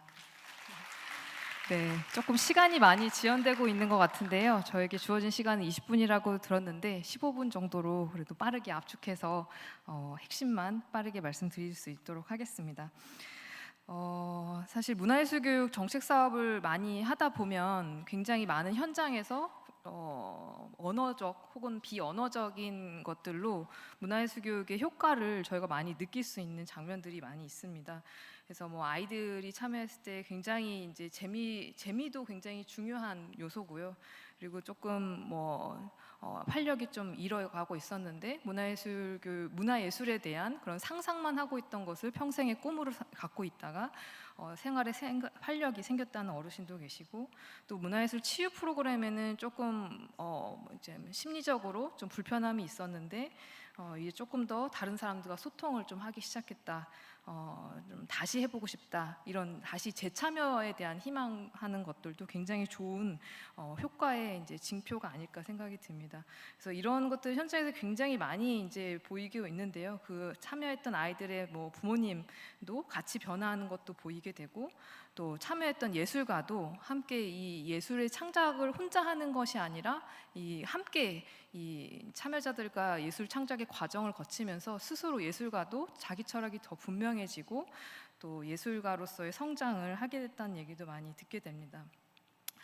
근데 이제 문화예술교육 정책이 저희 20년 전에 시작이 됐는데요. 사실 그때부터 문화예술교육 효과에 대한 것들은 아까 그 엠 벤포드 교수님께서 말씀해 주셨던 그 Y 팩터의 그 번역을 하면서 저 진흥원에서도 굉장히 이제 관심도 많이 가졌었는데, 왜 요새 더 이제 문화예술교육 효과에 대해서 더 많은 관심이 생기고 있는가를 생각해 보면, 사실 AI는 어떤 자리에서도 빼놓을 수 없이 항상 얘기가 나오는 것 같은데 기회이자 위기이잖아요. 그래서 이러한 상황에서 문화예술교육 효과는 어디를 향해 가야 되지? 그리고 어떤 것에 더 효과가 있었지?라는 생각들, 그리고 코로나 겪으면서 좀 고립이나 이제 정신 건강이 좀 모두 다 조금 힘들었던 것들을 다 같이 경험해 보다 보니 이런 것들에 대한 이제 문화예술 교육에 이런 효과가 마침 있었었어라는 생각들을 더 많이 하게 되는 것 같고, 또 이제 이런 개인화가 많이 되면서 이런 공동체에 대한 관계 맺기가 굉장히 어려워지잖아요. 그래서 그런 부분들에 문화예술 교육이 굉장히 큰 강점이 있다라는 걸 다시 한 번 더 확인하면서 그 효과에 대한 증명을 더 분명하게 해나갈 시기가 아닌가 싶습니다. 그래서 문화예술교육 한국은 조금 정말 특이한 특별하고 아까 또 굉장히 이제 서로를 이제 칭찬하며 고생했다고도 말씀해 주셨는데, 2005년도에 지원법이 이제 생기면서 저희 한국문화예술교육진흥원이라는 기관을, 전담 기관을 아예 설립한 유일한 나라입니다. 그래서 지금까지 한 20년간 국고만 2조 2천억 원 정도가 투자가 됐고, 그러면서 사실 전문가들도 굉장히 많이 양성이 됐습니다. 그래서 국가에서 발급하는 문화예술교육사라는 자격증도 4만 2천 명이 이제 발급을 했고요. 그다음에 이제 무엇보다도 저희 진흥원은 문체부 산하의 중앙기관이지만 17개 광역 시도에 또 이제 지역 문화예술교육 지원 센터가 광역별로 추진할 수 있도록 추진 체계를 또 갖추고 있습니다. 이것도 굉장히 사실은 협력이 느슨하지만 이런 추진 체계를 갖추고 있다는 것은 정책을 추진하는 데 있어서 굉장히 큰 강점인 것 같습니다. 그리고 이제 기초 단위에서 조금 더 촘촘하게 문화예술교육 거점들을 만들어서 문화예술교육이 지속될 수 있도록 하는 150여 개의 이제 거점도 만들어지고, 또 이렇게 하다 보니 20년간 약 4,400만 명 정도가 집계가 됐습니다. 참여 인원이요. 그리고 무엇보다 이렇게 정책이 성장하는 데 있어서 사실 서울 어젠다 이제 많이 말씀해 주셨는데, 서울 어젠다가 증폭제가 됐던 것 같습니다. 그래서 한국에서 조금 더 적극적으로 정책 예산을 확보하고 사업들이 더욱 풍성해질 수 있는 그런 계기가 있었습니다. 그래서 이제 문화예술교육 효과에 대한 것을 또 이제 생각을 해보면, 그것을 왜 측정하는가에 대한 것을 항상 분명하게 생각을 계속 질문하면서 하게 됩니다. 그리고 일단은 문화예술교육이 효과라는 것은 문화예술교육이 왜 필요하지? 그러니까 왜 하지? 라는 것과 또 연결이 되고요. 목적과 같고, 또 문화예술교육을 무엇을 위해서 문화예술교육을 하는지 그 목표와 또 맞닿아 있는 것 같습니다. 그리고 문화예술교육이 어떤 효과를 나타내는지에 대한 그런 어떤 문화예술교육이, 아까 좋은 문화예술교육이라고도 표현해 주셨는데, 좋은 예술교육, 좋은 문화예술교육은 그럼 어떻게 구현이 되는가, 어떻게 작동되는가도 굉장히 효과를 측정하는 데서 되게 중요한 지점인 것 같습니다. 이 세 가지의 질문들을 계속 끊임없이 문화예술교육 효과에 대한 주제를 생각하면서 질문들을 하며 연구를 계속 해왔었던 것 같습니다. 그래서 지난 20년간에 저희 한국문화예술교육진흥원 뿐만 아니라 다양한 연구자분들도 연구를 많이 해주셨는데요. 일단은 진흥원에서 했던 20년간의 연구물을 분석해서 한 크게 4단계로 한번 나눠서 흐름을 좀 말씀드리고자 합니다. 먼저 1단계는 처음에 생겼던 이제 한 5년간의 이제 여러 이제 한국에서 세계 문화예술교육 세계 문화예술교육 대회가 개최되기 전에 한 2010년까지의 이제 연구인데요. 그때는 이제 문화예술교육이 정책으로서 조금 초기 단계였기 때문에 이런 정책 사업을 지속할 수 있도록 끊임없이 자기 증명을 하는 시기였던 것 같습니다. 그래서 이제 정책의 필요성을 설득하고 그 설득하기 위해서 만족도를 조사하고 이렇게 만족을 한다. 그리고 이렇게 효과가 있다라는 그런 성과 평가 측면에서 조금 이제 효과 연구들을 진행을 했었고요. 네, 서울 어젠다 이후에는 조금 더 이제 정책 사업에 어떤 효과, 어떤 성과가 있고 문화예술 교육이 진짜 어떤 지점에서 효과가 있는지에 대해서 조금 구체적으로 연구를 하기 시작했던 것 같습니다. 그러면서 사실 이제 오늘 그 이제 2부에서 첫 번째로 발표해 주실 김분용 교수님의 연구도 요쯤에 이제 시작을 저희가 시도를 했었는데요. 다양한 연구 방법론을 도입해서 문화예술 교육이 효과가 있다라는 걸 입증하려고 했던 시기였던 것 같습니다. 근데 다만 사업별로 이제 효과 입증을 이제 시작을 했고요. 한 10년 정도 흘렀던 2016년 정도 3단계로 들어갔을 때는 문화예술 교육의 효과를 조금 공통적으로 확인할 수 있는 사업 단위별로 특수한 상황들은 있지만 문화예술 교육이 갖는 효과에 대한 좀 공통적인 효과 지표를 만들고 그다음에 그 체계를 좀 갖추려고 했었던 시도들이 계속 있었습니다. 그러면서 메타 분석도 하고 또 여러 가지 이제 통합적 관점에서 좀 지표를 개발하고 관리 체계를 갖추려고 노력했던 시기였습니다.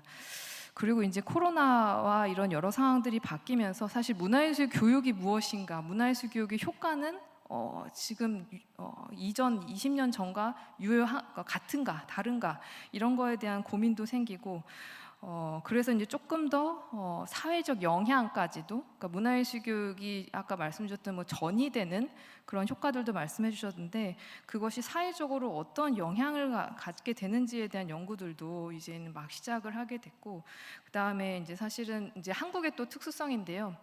아까 문화예술교육 지원법에 따라서 문화예술교육 종합계획이라는 중장기 5개년 계획을 세웁니다. 근데 그때 이제 2018년도에 1차 종합계획을 발표를 하게 됐는데요. 그러면서 사실 진흥원이 주도로 중앙에서 하던 그런 정책 사업들을 지역에서 더 많이 할 수 있도록 하는 그런 방향을 이제 선포를 하게 됩니다. 그러면서 아까 말씀드렸던 지역 센터에서 좀 더 많은 사업들이 진행이 되고 진흥원은 중앙에서 조금 더 이런 정책 성과를 종합적으로 측정하고 관리하고 하는 부분들이 조금 역할로 주어지게 되면서 이제 2020년 이후부터는 조금 더 저희는 진흥원에서 조금 단위 사업별 프로그램의 효과보다는 좀 큰 틀에서 정책 성과 안에서 효과가 어디에 이제 설명될 수 있는지에 대한 부분을 좀 연구로 진행을 했었던 것 같습니다. 그러면서 사실 이제 진흥원에서 정책 연구가 한 저희가 보니까 298건 정도 되는데요. 그 중에서 이번 발제를 준비하면서 보다 보니 한 41.6%가 문화예술 교육의 효과, 영향, 성과 이런 가치에 대한 것들에 대한 연구도 있었고요. 그런 연구들을 좀 41.6%나 하고 있었습니다. 그래서 효과나 효과성에 대한 게 41건, 그다음에 이제 사업의 평가나 만족도에 대한 것들이 이제 42건으로 가장 많았고요. 근데 사실 이런 걸 얘기하면서 효과에 대한 얘기를 그 보고서에서 계속 합니다. 그리고 문화예술교육 정책의 뭐 성과나 종합적인 관리 체계에 대한 것들도 28건이나 해서 굉장히 많았었습니다. 제가 시작 전에 말씀을 못 드렸네요. 이게 저만 사실 한국어로 된 PPT라서 해외에서 오신 분들이 좀 보시기가 어려우실 텐데 나중에 번역본으로 아마 제공된다는 거 알고 있습니다. 국제 심포지엄이지만 청중에 한국 분들이 많기 때문에 네, 한국어로 준비했습니다. 그러면서 이제 이걸 검토하면서 보다 보니 이제 효과나 성과나 영향에 대한 얘기가 보고서에서 굉장히 이제 저 스스로가 이제 약간 혼란스러울 정도로 용어가 이제 분명하지 않게 쓰이는 거를 확인을 했는데요. 아까 그 N 교수님이 말씀해 주셨던 것처럼 약간 악유가 있을 수는 있긴 하지만 이펙트와 어떤 그 아웃풋과 아웃컴, 그 다음에 임팩트에 대한 것들이 어떤 층위로 조금 나눠져서 생각해야 되고, 층위를 나눠서 생각해야 되고 효과 연구를 하기 전에요. 그리고 그것에 층위를 생각한 다음 적정한 지표와 도구들을 선택해야 되는 것 같습니다.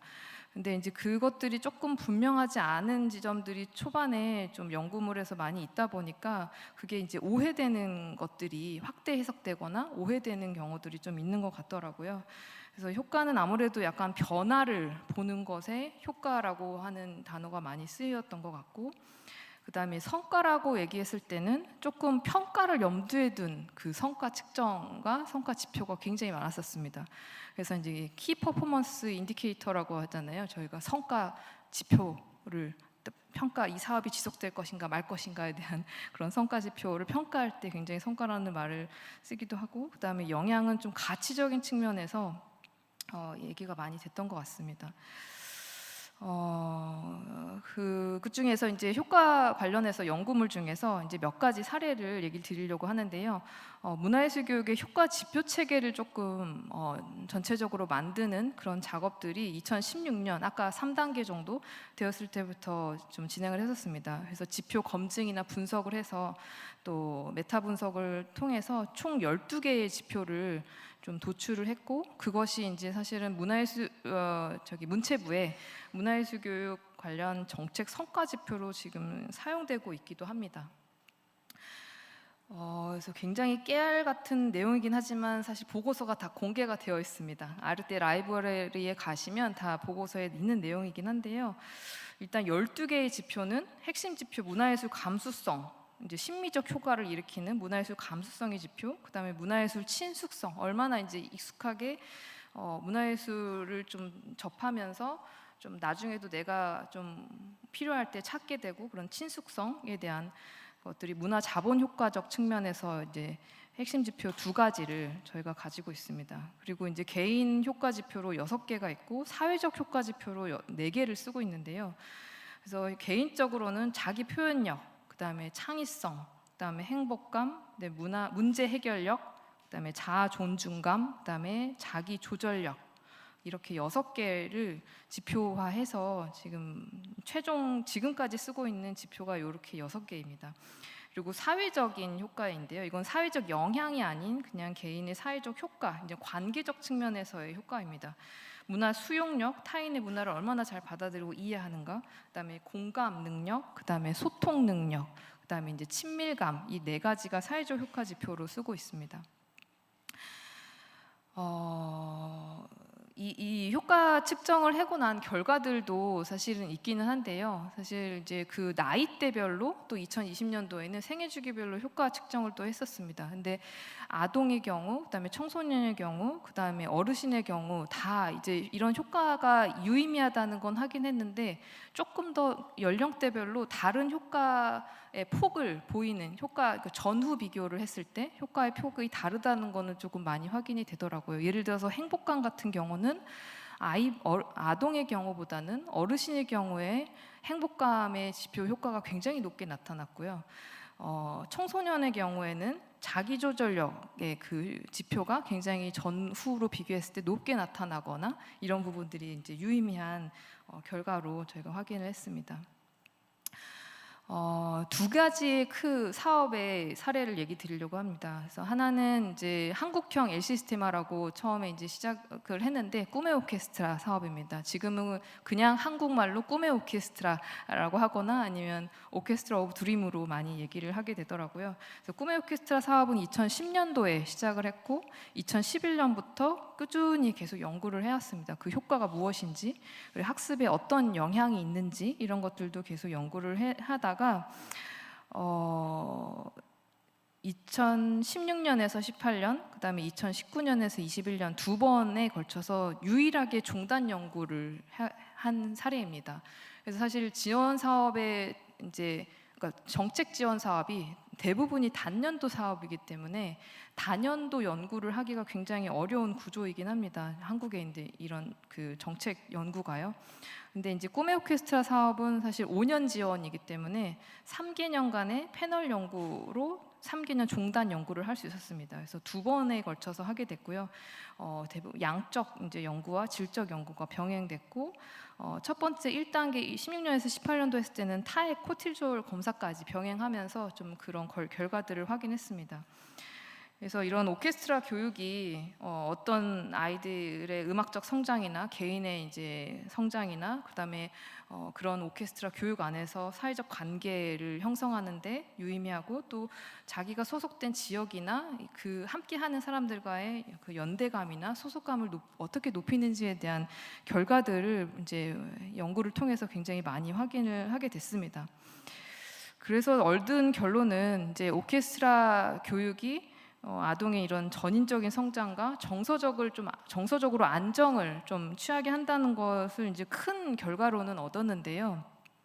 세부 디테일하게는 연도마다 약간씩 차이가 있긴 합니다. 처음에는 막 음악적 성장과 이런 대인관계나 이런 것들이 막 좋아지다가 중간 정도에 약간 하락하게 되는 지표도 있고요.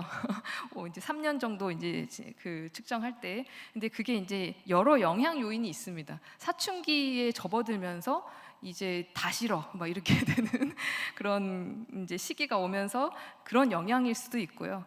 아니면 좀 어떤 정도의 숙련이 이후에는 조금 이제 음악은 조금 약간 지루해진 것 같은 느낌, 이런 것들이 또 영향을 줬을 수도 있고, 그래서 어쨌든 그렇지만 그런 것 또한 되게 유의미한 결과가 아니었나 생각이 듭니다. 그래서 개인적 대인관계, 사회적 효과에 있어서 여러 이제 이런 이제 이 도표에 나와 있는 것처럼 이런 지표들을 가지고 결과값을 이제 측정하면서 굉장히 이제 꿈의 오케스트라 사업이 이제 아이에게도 그다음에 지역 사회에도 영향이 있다라는 결론을 가지고, 사실 이 연구들을 통해서 지금 꿈의 예술단으로 굉장히 커져 있는 이 사업의 이제 이 정책 사업이 확대되는데 되게 중요한 역할을 하지 않았나 생각하고 있습니다.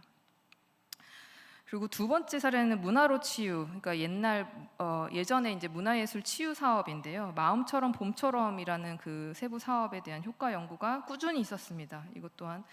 그래서 이제 질적 연구 중심으로 하다가 이제 양적 연구를 병행하기도 했는데요. 사실 문화예술 치유 사업은 약간 심리적인 치유가 필요한 대상으로 하는 사업입니다. 그래서 이제 개인의 심리 정서적 상처 치유나 사회적 회복을 하기 위한 이런 프로그램들을 지원하는데, 치매 안심센터나 정신건강복지센터나 아니면 그 학교 폭력의 피가해자 학생, 그다음에 이제 심리 정서의 위기 청소년이나 이제 고립의 청년이나 이런 대상으로 약간 문화예술 치유 프로그램을 함께 하면서 사전 사후 이제 분석을 통해서 결과는 이것 또한 이제 유의미한 이제 데이터들이 나왔는데요. 참여자의 이제 감정은 당연히 이제 좀 굉장히 해소되는 경향이 많았고, 자기 효능감, 그리고 자신감이 이제 굉장히 많은 변화가 있었었는데, 그로 하여금 그 이후에 다른 영향들을 주는 효과들도 굉장히 많았었습니다.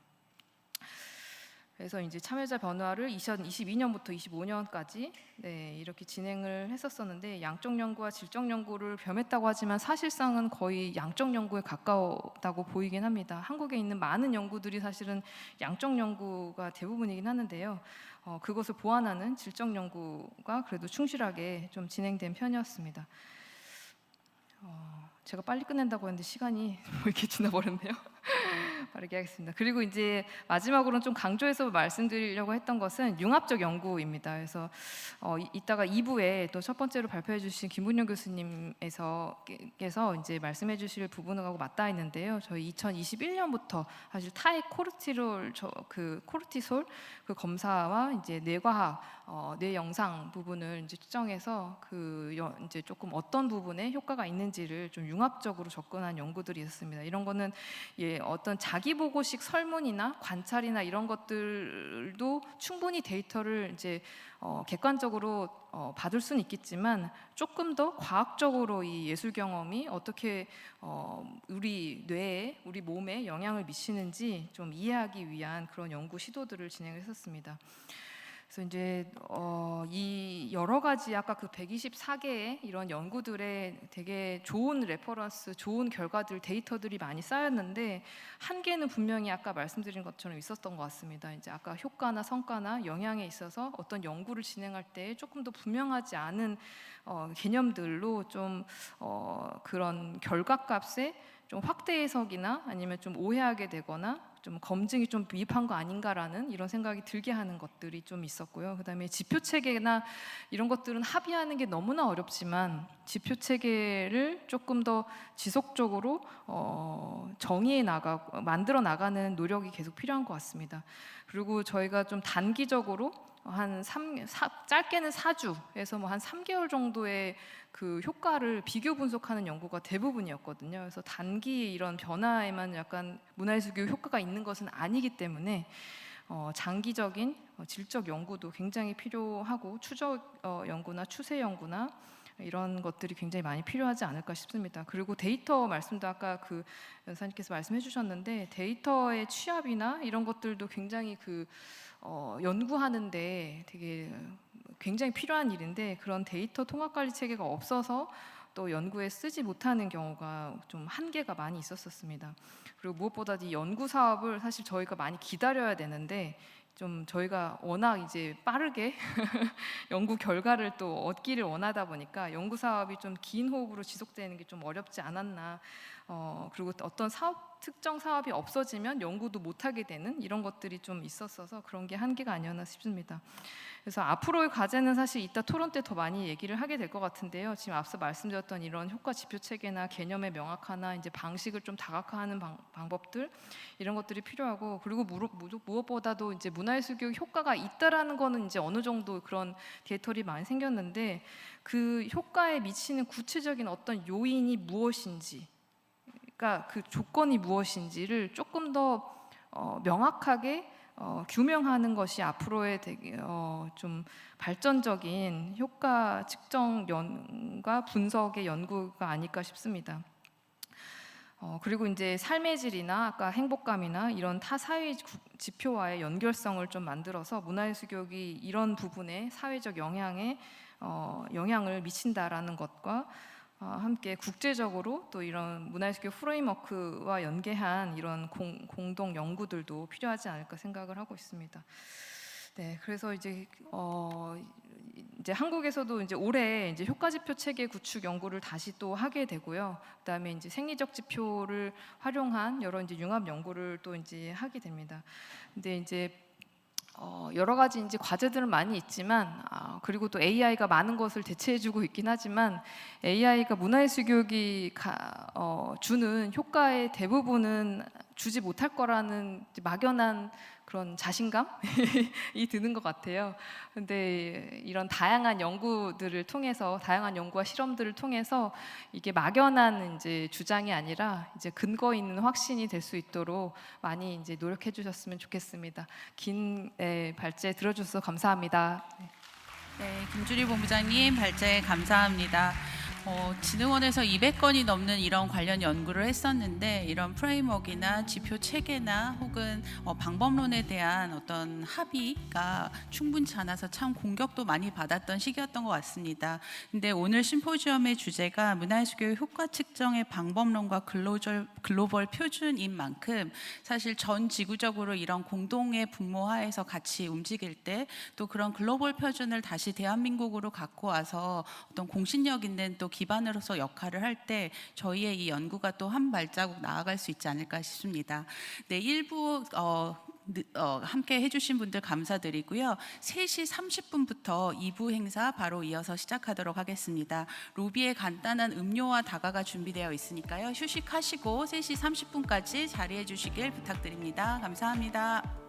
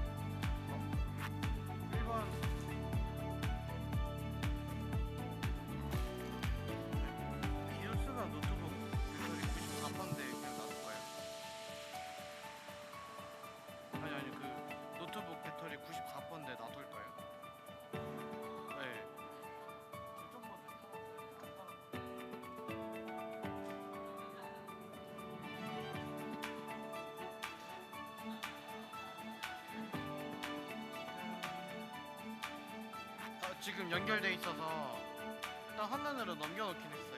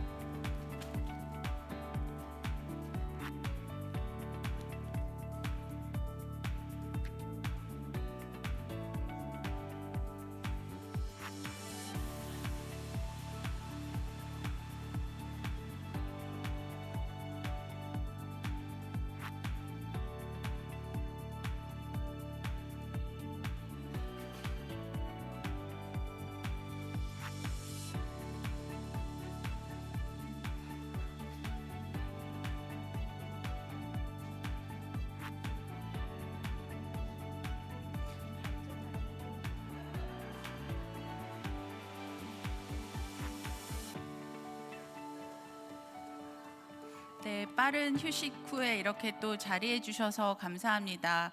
네, 그러면 2부 보이지 않는 효과를 어떻게 읽어낼 것인가 문화예술교육의 효과 측정을 위한 다양한 방법론을 주제로 2부 세션을 시작하겠습니다. 네, 2부의 첫 번째 발제자분인데요. 김북년 서울대학교 소아청소년 정신과 교수님 큰 박수로 맞아주시기 바랍니다.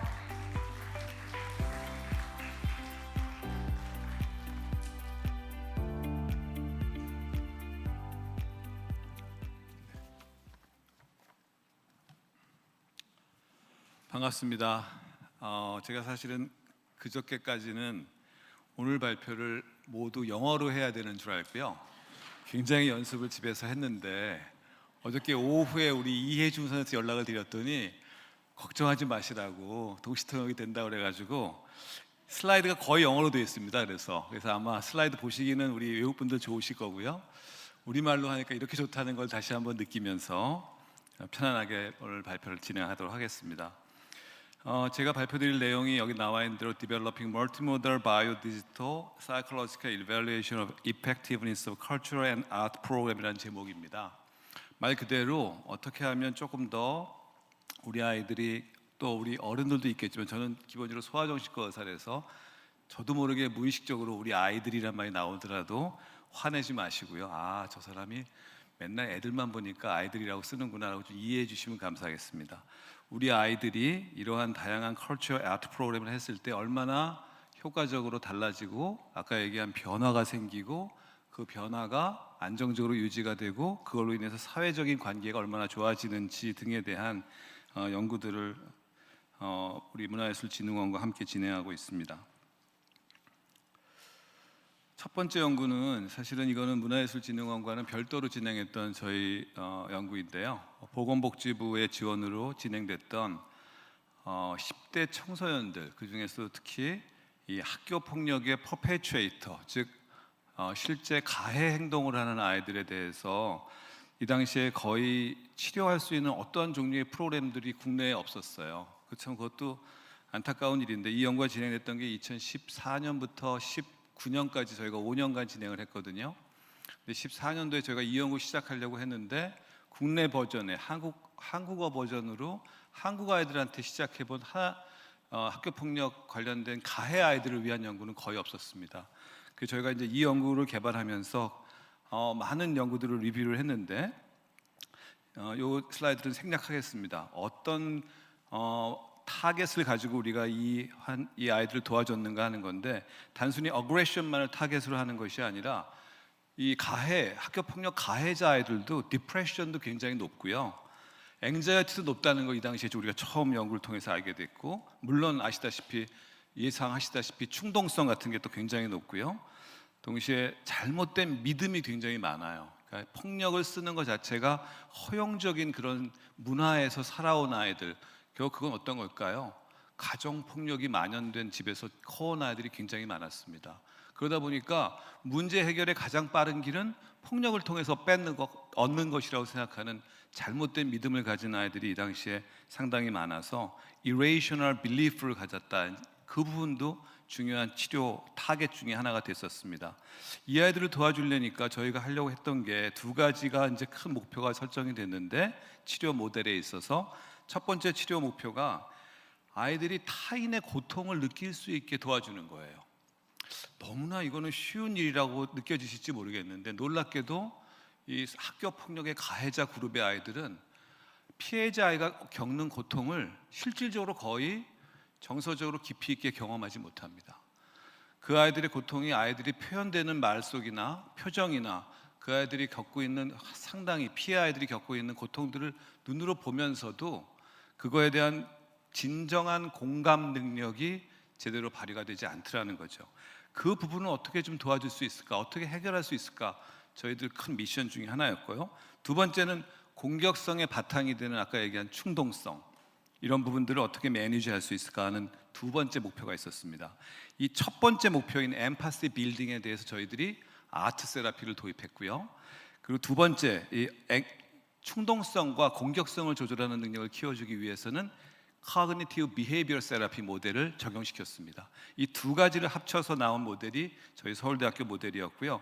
이걸 찾기 위해서 저희가 이제 연구 그룹을 만들어서 보건복지부의 지원에 힘입어서 연구 그룹을 만들어서 어떤 타겟을 어떻게 도와주기 위한 인터벤션 프로그램들이 그동안에 있었나 하는 거를 전체적으로 다 리뷰를 해봤습니다. 그중에 셀렉티브하게 몇 개만 갖고 나왔는데 여기 나왔다시피 이모셔널 리터러시.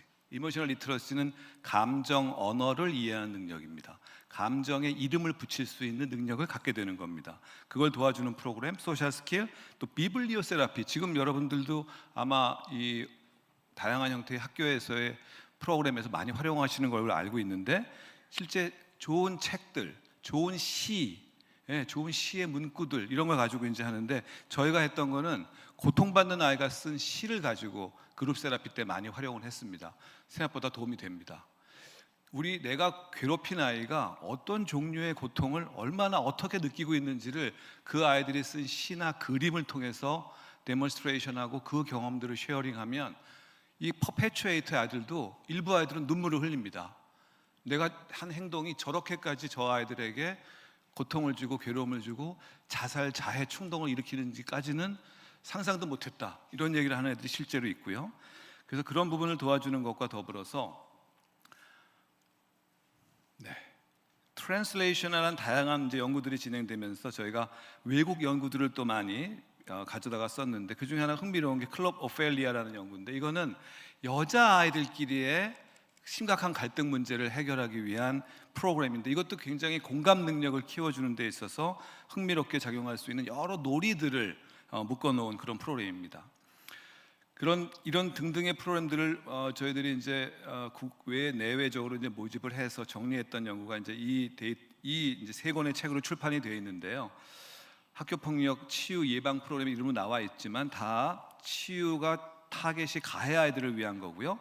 이 맨 오른쪽에 있는 거 하나만이 이 피해 아이들을 위한 프로그램입니다. 저희들이 이제 가해 아이들 중심으로 하다가 나중에 피해 아이들도 같이 도와주는 프로그램을 좀 더 디벨롭 시켰는데 여기서 아까 얘기한 CBT 충동성과 공격성을 매니지하는 데 있어서 자기조절 능력을 주는 Cognitive Behavioral Approach를 해주는 방식과 그리고 아이들의 정서적 이해에 기반을 둔 타인의 고통에 대한 공감 능력 향상을 인핸스 시킬 수 있는 두 개의 아트 세라피를 결합시켜서 이 프로그램을 만들었는데 그 아트 컴포넌트가 뭐가 있었냐면 여기 나와 있는 대로 이모셔널 리터러시 인터벤션 세션, 뮤직 세라피 인터벤션 세라피 세션, 픽처북 베이스드 비블리오 세라피 인터벤션 섹션입니다.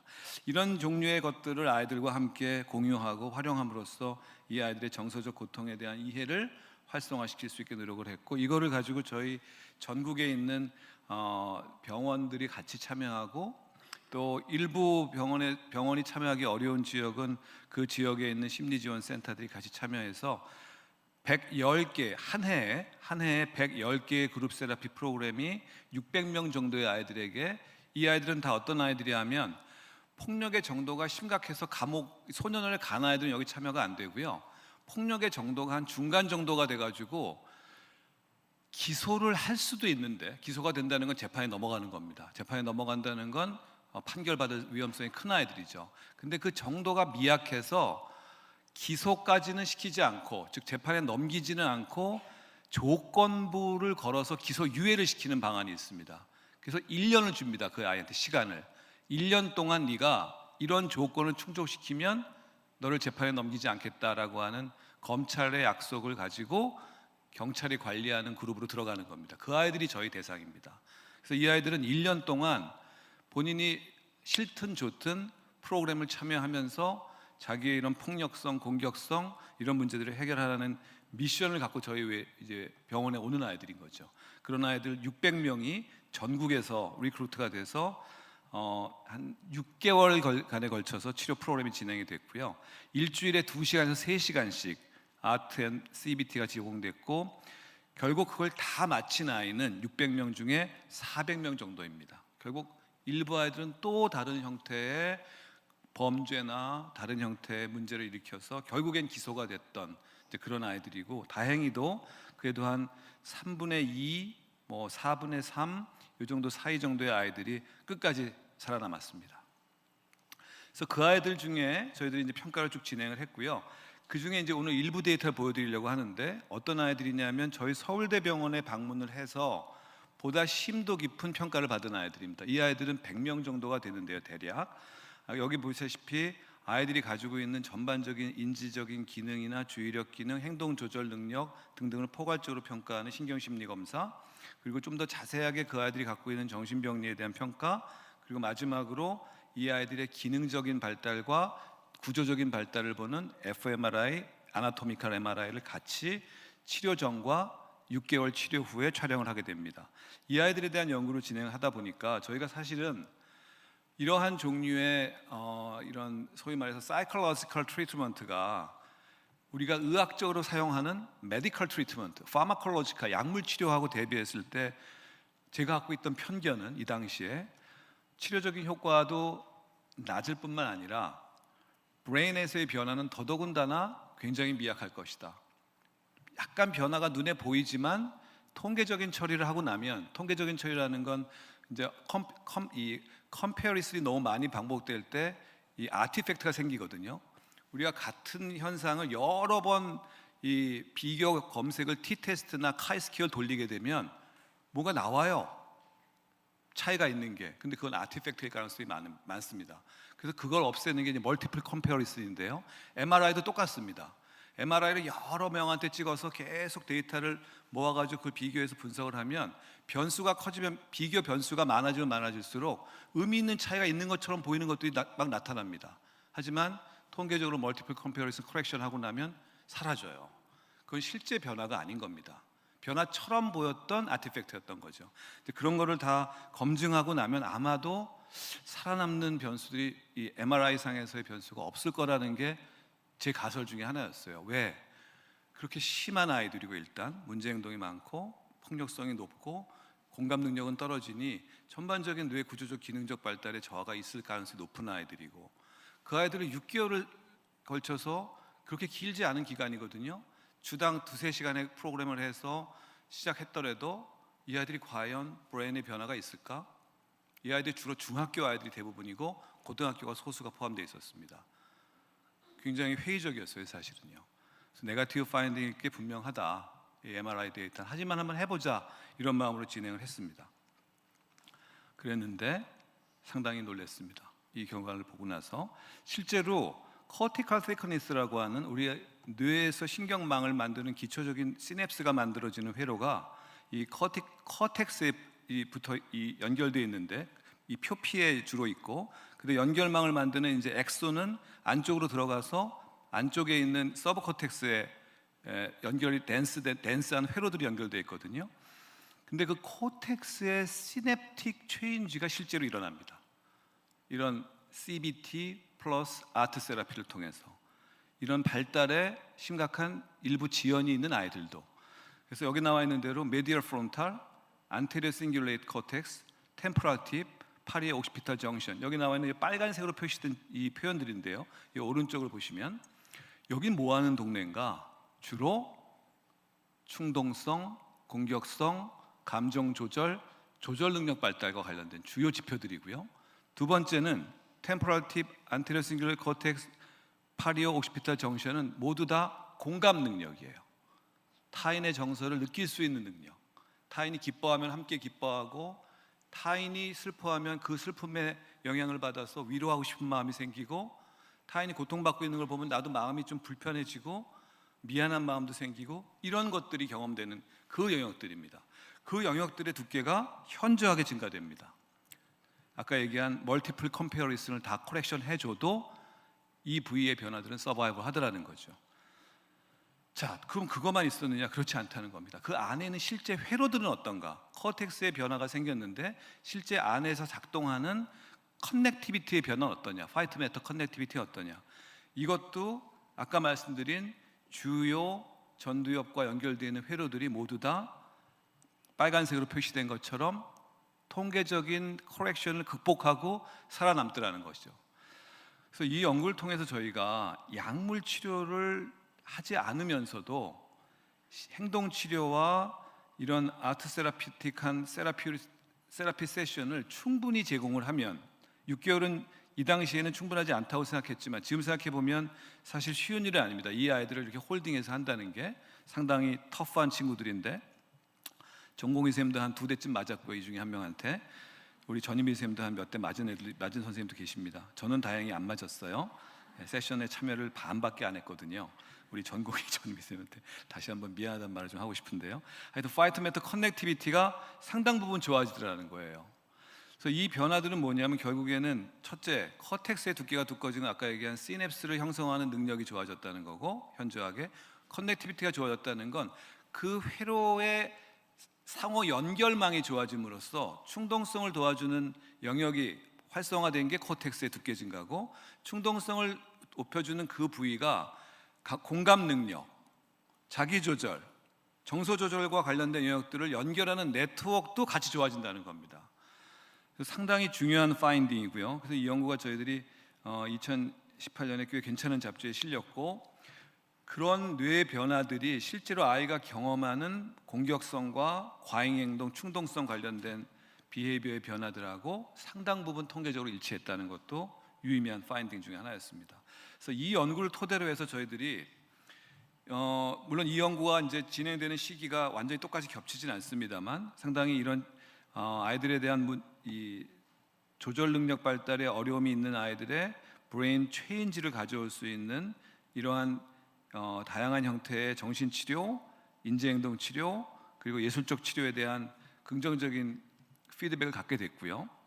거기에 하나 더 여기에 영향을 줬던 두 번째 연구가 바로 오늘 이 자리를 만들어 주신 문화예술진흥원에서 진행하는 Culture and Art Program for Healthy Elementary School Student입니다. 이 프로그램은 저희가 사실은 이니시에이션 한 건 아니고요. 문화예술진흥원에서 저희 데이터를 어떻게 보시고 연락을 주셨습니다. 그래서 이런 프로그램을 하려고 하는데 실제로 효과성과 관련된 검증이 여러 레벨에서 지금 진행 중에 있는데, 가능하면 조금 더 솔리드한 베이스를 갖는 어떤 평가가 이루어지면 좋겠다는 원장님의 제안이 그 당시에 있으셨고요. 그래서 그때 이제 저희들이 아이디어를 내서 몇 가지 프로젝트의 어떤 그런 모형들을 만들어 드렸는데, 그게 같이 잘 연결이 돼서 3년 연구로 이건 디자인이 됐습니다.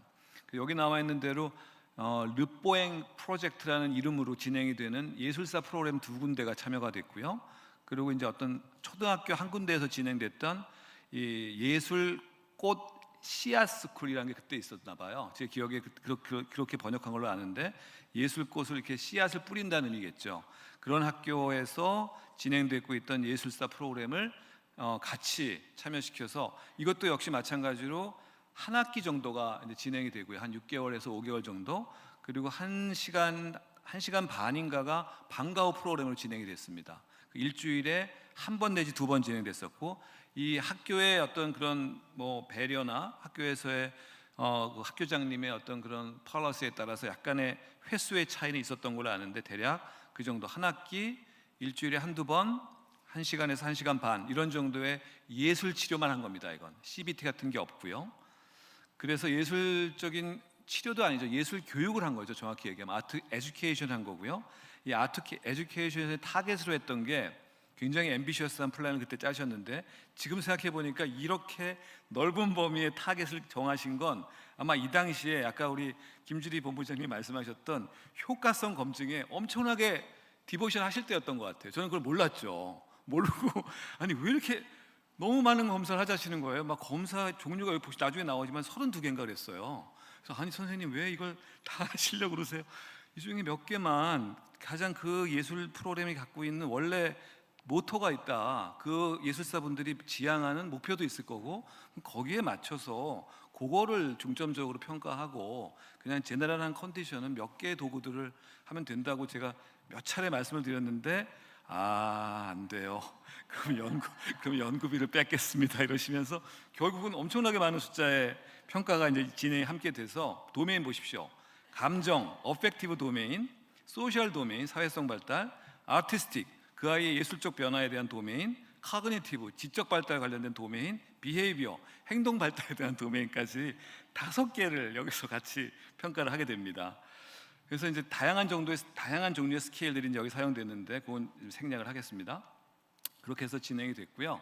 그래서 스킬 여기 나와 있네요. 이모션 파트, 소셜 컴피턴스, 커그니션 파트 이렇게 해가지고 각 스킬들 저희가 이제 저희가 갖고 있던 것도 있었고 또 문화예술진흥원에서 이미 쓰시고 있던 도구도 있었고 그걸 합쳐가지고 다 같이 이제 평가를 진행을 했었습니다. 거기에 이제 제가 또 제안했던 그 브레인 스트럭처나 커넥티비티를 같이 분석하는.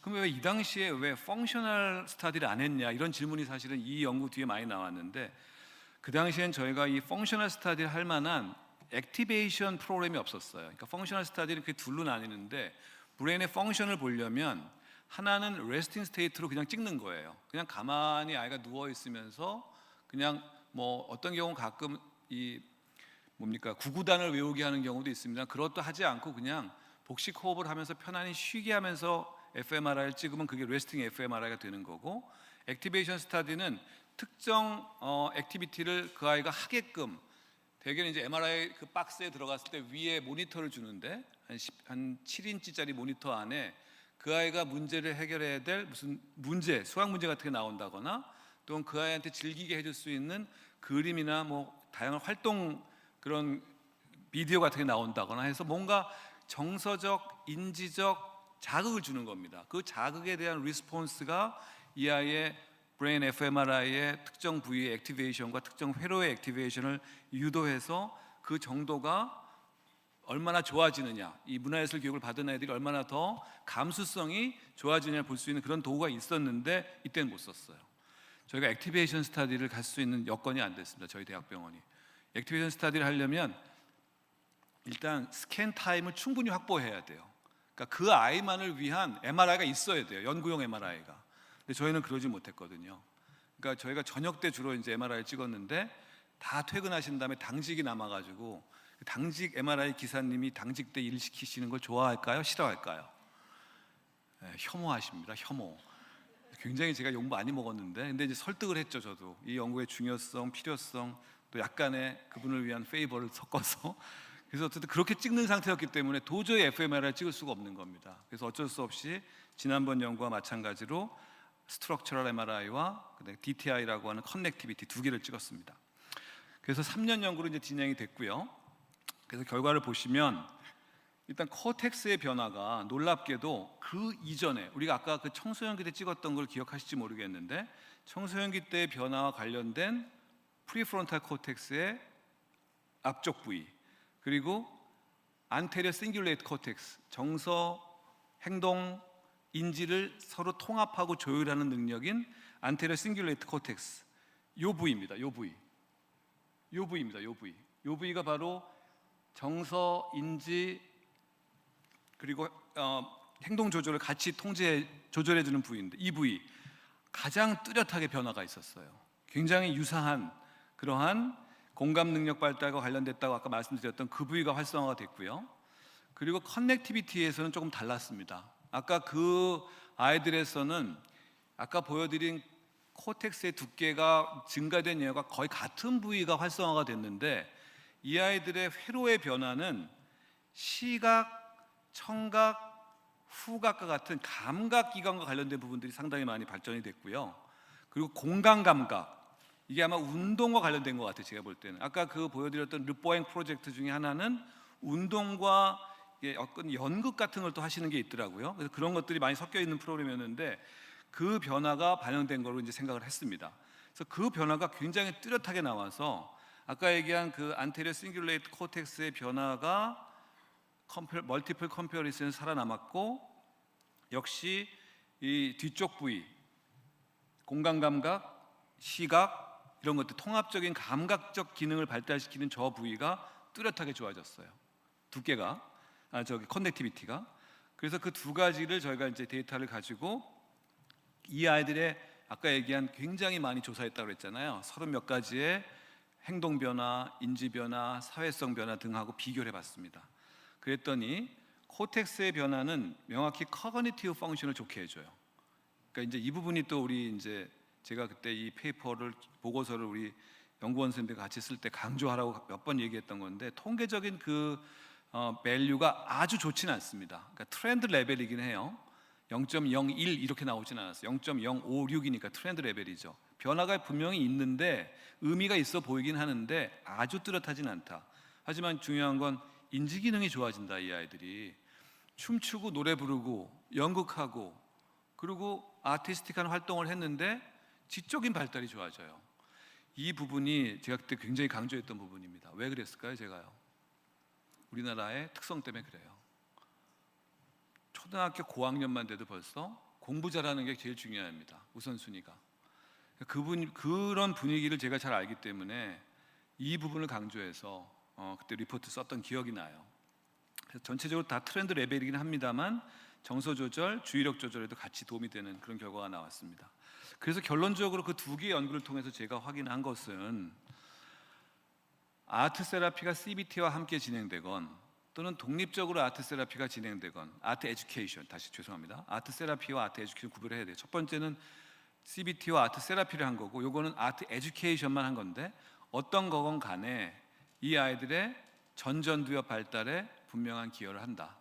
그 전전두엽에 연결이 되어 있는 회로 발달에도 긍정적인 변화를 미친다는 결과고요. 그 모달리티는 그럼 뭐냐? 그거의 의미는 뭐냐? 엠파시의 변화, 그리고 감정 분화, 감정 조절의 분화 이런 것들이 같이 좋아지는 것과 가장 밀접한 관련이 있다. 그러면 어떤 액티비티를 했을 때 좋아지냐? 여기 나와 있는 많은 이제 연극, 영화, 춤, 디자인, 코믹스, 뭐 이런 애니메이션 만들기, 뭐 그다음에 조각, 이런 것들, 포토그래피, 코리안 트래디셔널 뮤직, 국악 이런 것들 다 캔디데이트 리스트로 제가 작성을 했었는데 그 당시에 그러니까 어떤 종류가 됐건 그 종류의 중요성보다는 거기 참여하는 아이들의 즐거움, 그걸 참여시키는 선생님과의 상호작용, 아마도 그 부분이 아닐까라는 걸 이제 얘기를 했습니다. 왜냐하면 이게 특정한 컴포넌트만 있는 게 아니었거든요. 이런 내용들이 다 믹스업되어 있는 거예요. 전체 프로그램 내용을 보면은. 그래서 우리가 실제로 아이들이 참여할 수 있는 걸로 디자인되어 있고 그것이 즐거움과 상호작용을 유발하고 거기에 어떤 특정한 반응을 일으킬 수 있는 그런 종류의 예술적 활동이라면 거의 대부분의 예술적 활동이 이런 긍정적 변화에 기여할 것이다. 엠파시, 이모셔널 레귤레이션, 이모셔널 디퍼런시에이션 이런 쪽에 정서 발달, 인지 발달 그리고 아까 얘기한 인지 발달 면에서도 지적 능력 발달에도 일부 도움이 될 수 있다. 이렇게 이제 판단을 한 것입니다. 이러고 나서 이제 몇 년이 지났고요. 그러다가 이제 저희가 최근에 재작년쯤에 이제 우리 문혜원 선생님들 다시 만나게 됐고 이때까지 저희들이 무슨 변화가 있었냐 하면 요거 제목을 설명드리기 전에 조금 넘어가면은요. 저희들이 팀이 좀 커졌습니다. 왜냐하면 저희가 이제 신경발달장애 통합연구팀이 만들어졌거든요. 저희 연구실에. 신경발달장애에 대한 대표적인 예는 자폐성 장애, 그리고 ADHD, 그리고 뚜레틱 장애, 그리고 이제 학습 장애 이런 친구들입니다. 말 그대로 브레인 디벨롭먼트의 특정 영역에 어려움이 있어서 그 영역과 관련된 기능들이 떨어져 있는 친구들에 대한 치료와 교육, 훈련을 개발하는 연구를 저희들이 이제 하게 된 것이죠. 이건 이제 여러 연구 과제에서 저희들이 연결이 돼서 진행이 되게 된 것인데요. 그러다 보니까 연구팀이 커졌고 어떤 게 만들어졌냐 하면 이 연구팀이 공동으로 활용할 수 있는 리빙랩이 구축이 됐습니다. 물론 이 리빙랩이라고 하는 것은 여러 형태가 있어요, 사실은요. 근데 저희들이 이제 타겟으로 한 것은 실시간 바이오마커와 그리고 실시간 디지털 피노타입을 동시에 추출할 수 있는 같은 리얼타임 시간대에 특정 활동을 아이들이 하게 하면서 동시에 두 가지 데이터를 함께 얻을 수 있는 바이오마커 디지털 피노타입을 모을 수 있는 어세스먼트 프레임워크를 갖춘 리빙랩입니다. 그래서 이걸 디지털 리빙랩이라는 이름을 붙였고요. 여기 보시다시피 뭐 뇌파나 F니어스나 그리고 아이 트래킹, 아이 게이지 이런 것들을 측정하면서 같은 시간대에 동시에 아이들의 상호작용 관련된 여러 가지 신경학적인 변화, 아까 얘기한 F니어스를 기반으로 한 그런 변화들, 거기에 덧붙여서 신경심리학적 변화, 그리고 정서적 변화 이런 것들에 대한 변화들을 함께 측정할 수 있고 또 상호작용의 퀄러티를 부모가 보이는 반응에 아이가 적절하게 반응하는지를 보는 그런 거를 비디오 링 모니터링 시스템을 통해서 아이들의 행동 변화와 상호작용 변화를 동시간대에 측정할 수 있는 그런 형태의 리빙랩을 구축한 겁니다. 그래서 이것이 만들어진 다음부터는 저희들이 거기에 덧붙여서 이제 이 하트 레이트, 그 다음에 교감신경, 부교감신경의 변화, 그 HRV라고 하는 이제 하트레이트의 변화, 한마디로 얘기하면 그 아이가 얼마나 스트레스를 받는지, 얼마나 편안한지, 얼마나 흥분되어 있는지 뭐 이런 종류의 정서 스트레스 반응을 생물학적 지표로 환원할 수 있는 그런 데이터를 모을 수 있는 그런 것이 이제 같이 연결이 돼서 디지털 바이오 리빙 랩이 이제 구축이 됐었습니다. 그래서 이걸 기반으로 해서 저희가 이제 제안을 드렸고요. 어떤 제안을 드렸냐면 멀티모달, 아까 얘기한 MRI 하나 이렇게 접근하는 것이 아니라 다 같이 쓰는 이미징 등등을 같이 쓰는 멀티모달이어야 되고, 거기에는 생체 지표를 평가할 수 있는 것과 아이의 행동 지표 평가할 수 있는 것, 그리고 이제 심리학적 검사는 역시 도구를 활용해서 다양한 평가 도구와 또 부모와 상호작용하는 걸 직접 모니터링하면서 체크할 수 있는 평가 도구들을 활용해서 통합적인 어세스먼트를 할 수 있는 그런 시스템을 함께 적용을 해보자. 그 이유는 우리가 어떤 특정 변화가 뇌에 생기건 또는 부모님의 검사지에서 나오건 부모 아이 상호작용을 평가하면서 보여지건 간에 유니모달하게 평가되는 것들이 갖고 있는 단점은 바이어스가 있습니다. 그러니까 평가자의 바이어스도 있고요. 거기에 참여하는 부모님의 바이어스가 물론 있고요. 그리고 그것들이 측정하는 지표가 어떤 특정 지표라고 딱 타겟팅하기 애매하고 어려운 부분도 있습니다. 이게 과연 그 아이의 인지적 특성을 반영한 건지, 그러니까 아이가 조금 더 지적으로 나아져서 상호작용의 정확도가 높아진 건지, 아니면 즐거워져서 신나서 더 열심히 재밌게 하다 보니 반응성이 좋아진 건지를 알 수가 없다는 겁니다. 그래서 그걸 같이 평가를 해야 어느 지표에서 변화가 어떤 패턴을 보이고 어떤 지표에서는 같은 동시간대에 어떤 변화는지를 디퍼런시에이션 할 수 있어야지만 그 지표가 갖고 있는 의미를 좀 더 명확하게 알 수 있기 때문에 그렇게 다면적인 측정을 하는 것이 훨씬 유리하다, 이렇게 저희들은 보고 있고요. 그래서 이제 진행을 하고 있는 것들이 여기 나와 있는 이런 도구들을 쓰는 겁니다. 도구에 대한 설명은 좀 지나가도록 하겠습니다.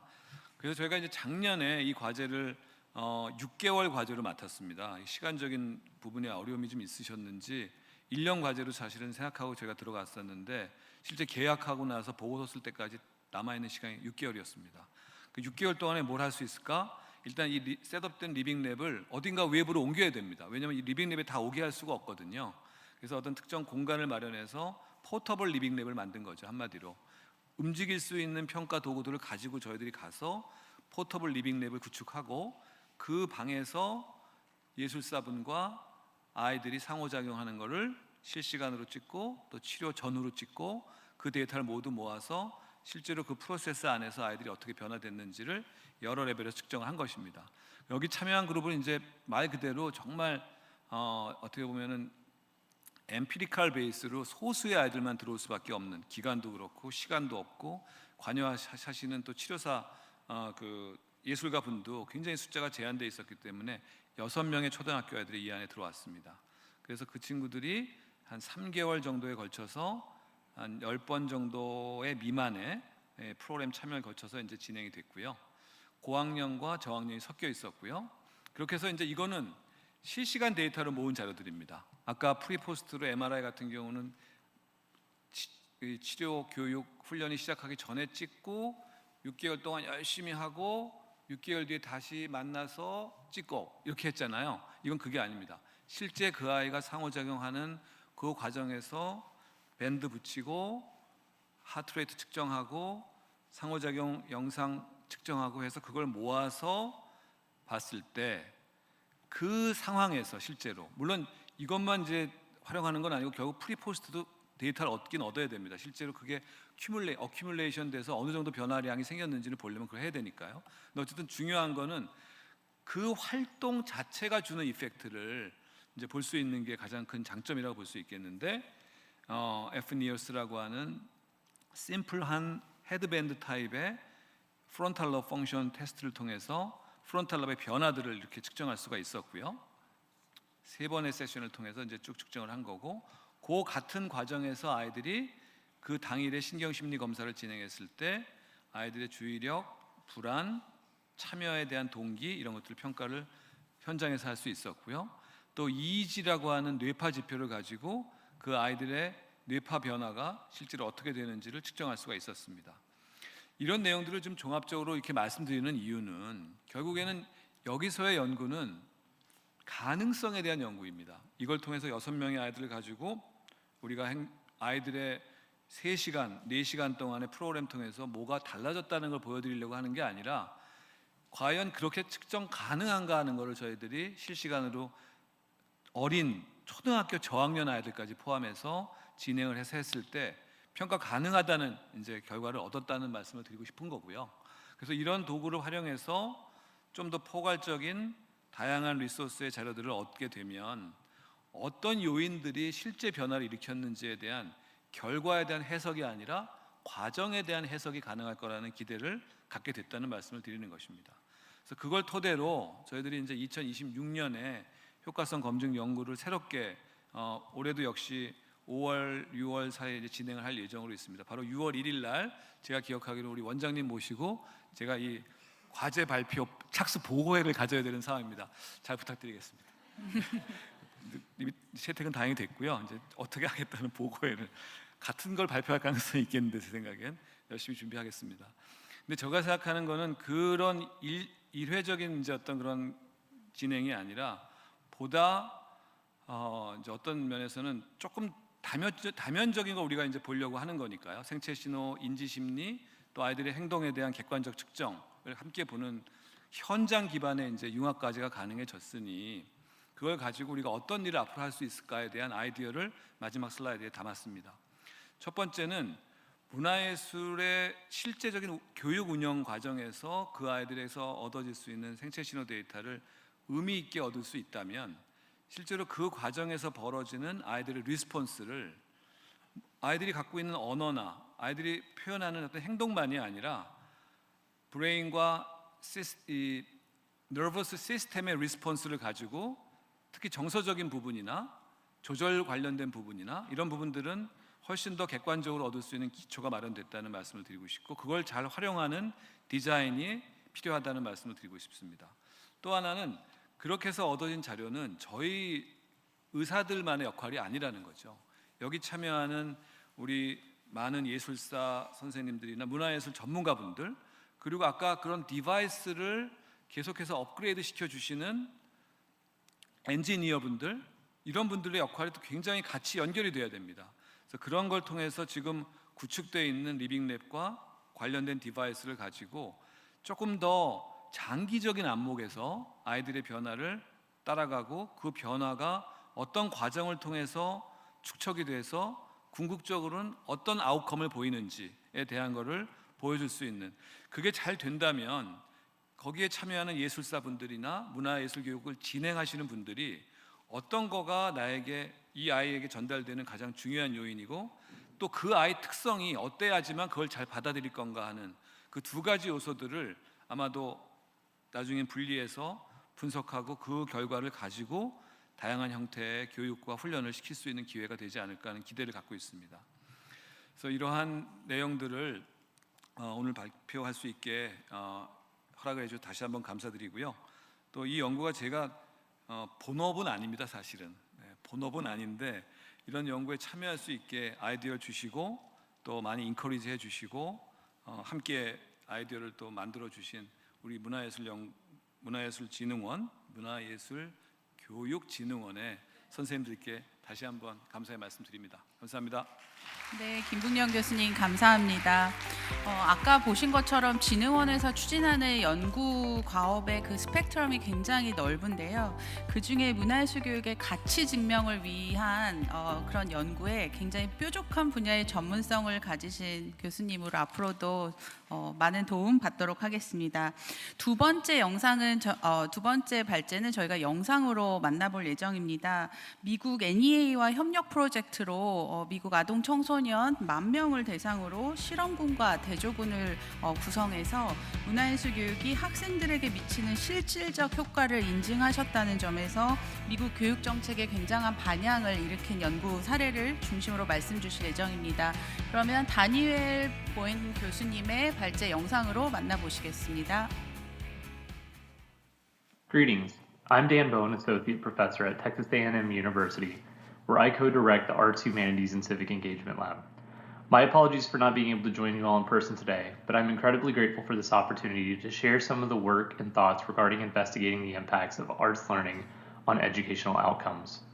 Over the next 15 minutes, I just want to share some of what me and my colleagues have learned from some of our experimental and quasi-experimental investigations that have attempted to better determine the causal effects of arts education. Before I get started, I just want to acknowledge some of the funders who have made this work possible. None of this work would have been possible without them. So here's an overview of the presentation that I'm about to provide over the next 15 minutes. I'm going to start with why I think the type of general research that I engage in matters and the gaps that it's trying to fill. Then I'll walk through two of my studies. One is a Boston longitudinal analysis, and one is a randomized control trial that I conducted in Houston, Texas. And then I'll ultimately close with what I think this evidence means for policy and practice. I think we desperately need more research in the field of arts education. Why? Well, most of the literature that I came across in the field suffers from at least one of two problems. First, I believe that many past studies in this field investigate the wrong outcomes, usually things such as math and reading test scores, which, while I think can be plausibly linked to arts education learning objectives, these types of outcomes are rarely directly aligned with those types of interventions. Second, historically, the vast majority of research in this field is almost strictly correlational. Students who take arts classes differ from students who don't, in all sorts of ways that are likely predictive of educational outcomes, independent of their arts engagement. So to address these issues, we need research that employs research designs that allows us to more confidently infer cause and effect relationships, and that investigate outcomes more closely aligned with arts learning objectives, such as creativity, critical thinking, school engagement, and social and emotional learning and development. Why have researchers often focused on investigating arts educational impacts on outcomes such as non-arts standardized test scores? Well, it's partially because these outcomes seem to really matter to education policymakers, but also for a reason closely linked to policymaker prioritization, which is that those outcomes are what's readily available to us researchers. This cartoon is one that I often use in my teaching, depicting the humorous scenario of someone looking for their wallet under a light, not because it's actually where they think that their wallet is, but because it's where they can actually see the best. To bolster the contention that the arts yield positive impacts on educational outcomes, we simply want to know whether arts education, which we often refer to as the X variable, causes positive student outcomes, which we often refer to as the Y variable. The challenge, though, for social scientists is isolating the causal arrow. In other words, showing that should we change something regarding the availability or provision of arts education through policy levers, will that indeed impact students' educational outcomes? For those maybe less familiar with this concern or consideration, here's some additional details or perhaps a refresher for those a little bit more familiar. While researchers often find a positive relationship between arts engagement and student outcomes, if the analysis is strictly correlational, it remains plausible that more arts means better outcomes, but it's also plausible that the positive correlation is attributed to students who are already doing well at school, such as having higher attendance, higher grades, better behavior, but those individuals just happen to be the ones who also are more likely to take more arts classes. In other words, the arrow could go in either direction. There are also potential issues with what are referred to as confounders. So things such as family income, student academic interest, prior ability, all of those things affect both whether a student takes arts courses as well as how well they're doing in school. Without dealing with these types of confounders, any correlation we find could be entirely spurious. Exploiting instances where arts learning opportunities are provided or engaged and due to some extent of randomization solves these concerns. So when you randomly assign which students gets arts opportunities, treatment and control groups, in other words, the people who we're comparing, end up being balanced on everything, both observed and unobserved variables, meaning that differences between those engaged in the arts versus those less engaged or not engaged can be more confidently attributed to arts engagement and not other variables. So I'm going to share two studies that I've recently conducted and published as examples of this type of research. The first is a longitudinal analysis we conducted in Boston Public Schools, where we used administrative data to conduct a quasi-experimental research design. The second is a randomized control trial that we conducted in Houston, Texas. Together, I think that they give us evidence and examples of quasi-random and truly random allocations of arts learning opportunities that help us investigate relationships between arts learning and various educational outcomes using administrative outcomes as well as things that we can capture through surveys such as social and emotional outcomes. So this first study is called Investigating Arts Education Effects on School Engagement and Climate. If you want to read on this further, it was published in Educational Policy in 2024. So in this study, we used 11 years of Boston Public School administrative data from 2008 through 2019 to look at what happens when students take arts courses using within student variation in their arts engagement. The outcomes we looked at in this particular study were attendance, disciplinary infractions, standardized test scores, and school climate surveys from both the students and the teachers in these schools. So a quick word on the design. So here's the formulaic depiction of the models that we used. All the formula indicate, for those who might be not as familiar with this type of expression, it's just saying that we use student level fixed effects, which means that each student serves as their own control across years. So for example, if a student was engaged in arts course taking in some years, but not others, we can examine how they perform academically in the years where they were engaged in the arts versus those in which they were not engaged in arts courses. We also did school level analyses where we looked at whether or not there were year-to-year fluctuations in schools' student arts engagement, and then we used these fluctuations to determine whether or not they were associated with school level outcomes. So as opposed to like a simple or correlational analysis where you just look at whether students are engaged and whether they have higher test scores, or whatever the educational outcome, this strategy effectively strips out some of the stable differences between students and schools who are more likely to engage in arts by investigating differences within students and schools over time, comparing years in which they are engaged or more engaged to those in which they are not engaged or less engaged. So here's what we found at the student level. So taking an arts course is associated with statistically significant improvements in attendance and reductions in discipline. The attendance effects look small in raw terms, just 0.001. But to translate that, that's roughly 1/5 of an additional day per year per student, which might seem small, but at a district scale, that's incredibly meaningful and means a lot in terms of how funding is allocated, at least in the United States. I think it's also worth noting that we do not find any effect on math or English and language arts standardized test scores.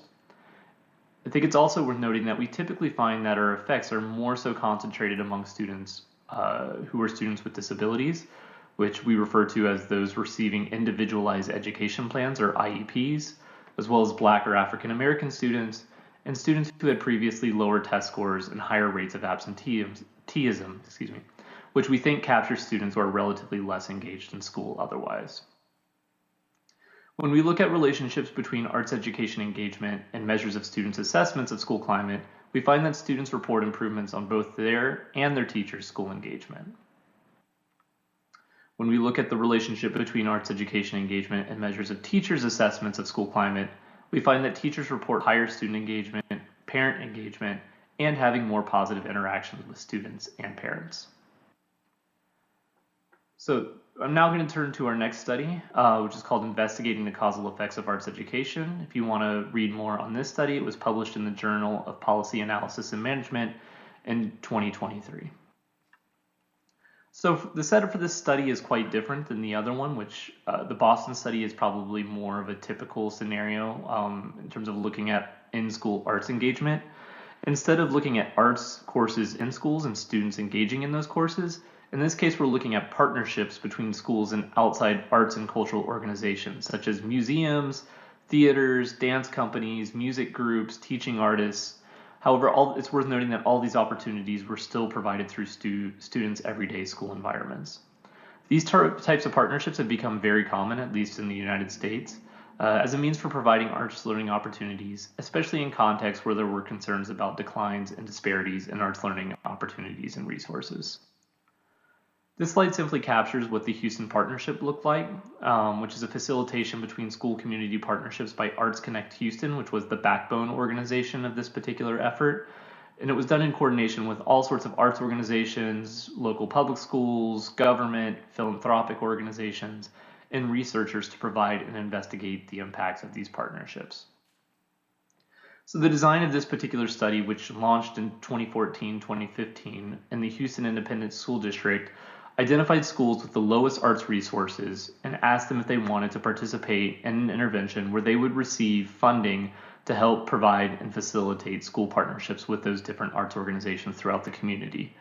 We had over 60 applicants apply for this particular intervention, but we only had the capacity to serve 21 schools in the first 2 years. So we ultimately randomly assigned among 42 schools to participate in the first 2 years. So this ultimately served about 26,000 students, and the treatment schools received about 10 arts programs over the course of the year through these partnerships, while control schools maintained business as usual conditions and were guaranteed to get the resources that the treatment schools got just 2 years after the pilot phase of the evaluation. We collected data on student achievement, discipline, engagement, social and emotional outcomes, as well as students' perspectives regarding appreciation for the arts. This slide just provides a quick graphic that shows the different types of arts disciplines that students received. So you can see over half the programs that students participated in were theater programs, 12% were in dance, 16% visual arts, and 18% music. So by no means was this an intervention of one particular types of arts intervention that's easy to define. These types of programs and participation opportunities also varied in terms of the forms in which they were provided. So partnerships included in-school residencies where artists would come and do performances in schools, field trips, as well as teaching artists who would come and work directly with local teachers to provide lessons. So I'm just providing this information to provide important context for what the program actually looked like. In terms of when we look at our outcomes, when we compare those students in schools that were randomly assigned to the treatment versus those randomly assigned to the control, we find significant improvements in writing. It's also worth noting we did not find any significant effects on math, reading, or science. We often get questions and concerns about our lack of finding on effects on these outcomes. However, I think it's worth noting that these studies, at least the ones I'm familiar with, that employ experimental designs typically are not finding positive, or at least and not negative either for that matter, effects on standardized test scores. The positive effect I think is especially noteworthy in this study, and one detail that I think is worth sharing is that while we found results, the results we found were primarily driven by students' performance on the expository writing section of this test, which is more about expression and is seemingly more closely aligned with many of the programs students received as part of this intervention. Two other notes that I think are worth bringing up is that the effects we find appear to be especially concentrated among students who were considered English language learners and students who were in the elementary school levels. This is a super common finding that we find throughout the study, as we'll see in some of our other outcomes. We also find significant reductions in disciplinary infractions in treatment schools, roughly a 4 percentage point drop, which is a substantial effect on the kinds of students most at risk of disengaging. In this case, results appear to be driven by effects with middle school and male students.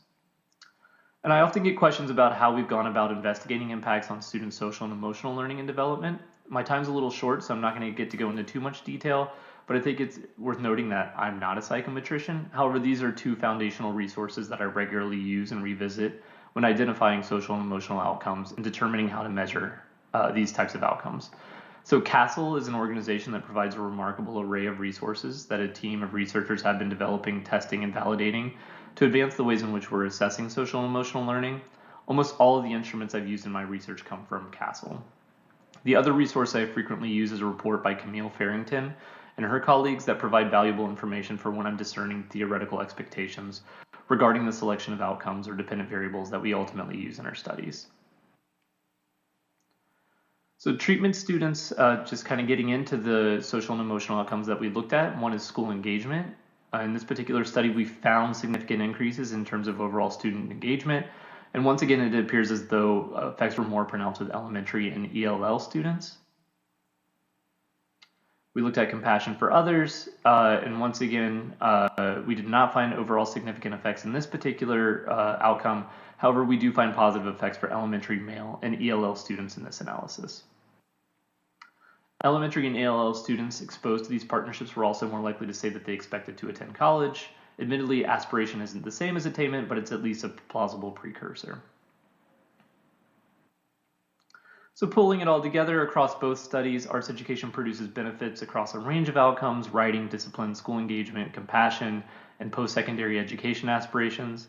And these findings really build upon some of our previous experimental investigations that have found that such interventions also improve students' knowledge about art, critical thinking, tolerance, historical empathy, and interest in engaging in art. Importantly, from a policy perspective, I think it's worth noting that the effects tend to be larger for historically underserved students, specifically students who are typically less likely to have such learning opportunities outside of school and tend to otherwise be less engaged in school. So what to make of all of this? I think 3 key points or takeaways. So arts education resources, at least in the United States, are very scarce. But we think that our evidence makes a strong case that these learning opportunities yield valuable and meaningful educational opportunities, such that these scarce resources probably should be restored and further expanded. Variations in access definitely motivate equity-related considerations. So students who depend most on schools for arts exposure are the ones most likely to be losing access these days, and consequently appear to benefit the most when such opportunities are provided. We need to do a good job of investigating more with rigorous evaluations. Good causal evidence is hopefully providing needed evidence to advance conversations pertaining to the role and value of arts education and its impacts on social and emotional learning and development, and various other outcomes closely aligned with arts learning objectives. So that's going to wrap up my time for today. But here are some of the works that I've referenced in this presentation, as well as some additional suggested readings on this topic. Thank you so much for your time and attention, and I wish you all a great rest of your conference. 네, 시간에 딱 맞춰서 마무리해 주신 교수님께 감사드립니다. 네, 2부의 마지막 발제를 남겨놓고 있습니다. 이번에는 이태리에서 오신 발레리아 피카 선생님인데요. 문화예술교육의 경제적 가치 산출 방법을 통해서 이제 오늘 대화를 이어가 주시겠습니다. 선생님 큰 박수로 모시겠습니다.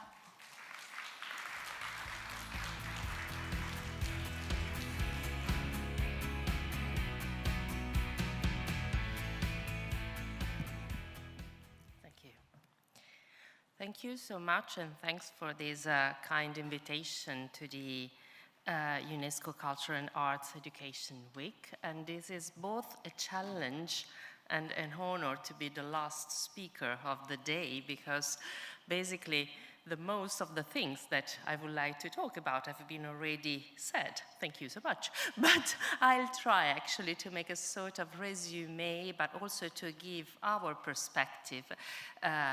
When I say our, I mean the research center at the University Chieti Pescara, where I'm working in Italy, that is slightly different than the presentations that we have listened on right now, until now.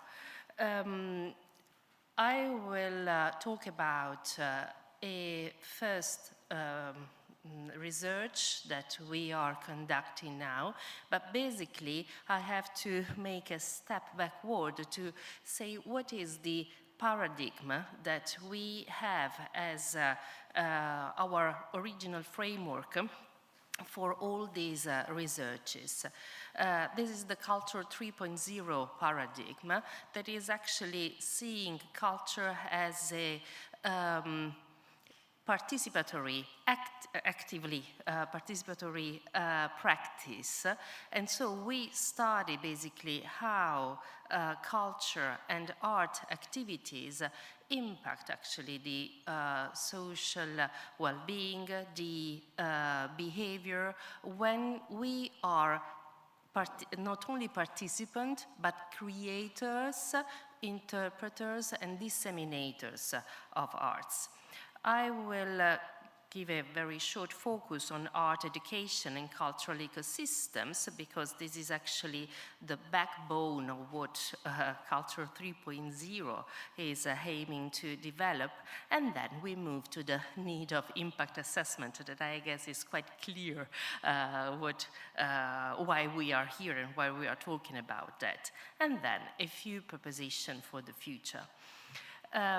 So we have already heard the importance of impact assessment, the importance to have multimodal approaches to define and design actually how cultural activities, art and cultural activities cannot be only measured through qualitative or quantitative data, but we need actually to enter a little bit more in depth actually and in connection with the emotional and the cognitive aspect. As it's such an evidence actually for all of us, the contemporary societies where we are living right now put us and has us actually to face day after day complex geopolitical tensions as well as a very rapid technological change. And at the same time, we are experiencing social fragmentation, not only after the pandemic, the COVID-19 pandemic, but it's something that actually we are still affecting after that time. On the other hand, we see that there's a growing demand for sustainable and inclusive development. And so what culture can do or should do, positioning actually in the middle of these two tensions. It is quite known that actually the role of culture as a vital resource for understanding, navigating and shaping these dynamics is definitely underestimated. Otherwise, we were not here actually to talk about this. On the other side, we perfectly know not only empirically, but also actually thanks to the researches that we are all conducting worldwide, the power of culture to enhance human capabilities, promote social cohesion, innovation, and democratic participation. So this ecosystem that I'm going to propose you, seeing the paradigm of Culture 3.0, art education, and impact assessment, so evidence-based assessment, is not something that is how to say, a possibility, but it's something that is, can represent really a structured framework for policymakers to better understand why culture is so important, what culture can do, culture and art practices can do, and basically what are the directions that we can take not only from the educational and pedagogical perspective, but the clinical perspective, the professional perspective, because the skills, the soft skills that we developed participating in cultural activities are not only related to our creativity in making something beautiful, even if actually we said how beauty is such an important element also from the ethical point of view. But these are soft skills that help us dealing with many different societal challenges. So, what is Culture 3.0 paradigm?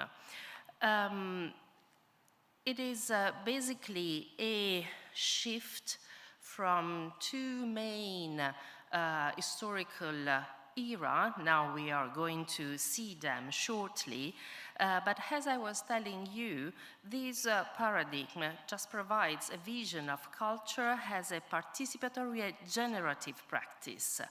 As we were saying, where individuals are asked actually to participate, co-create, and being actually actively involved.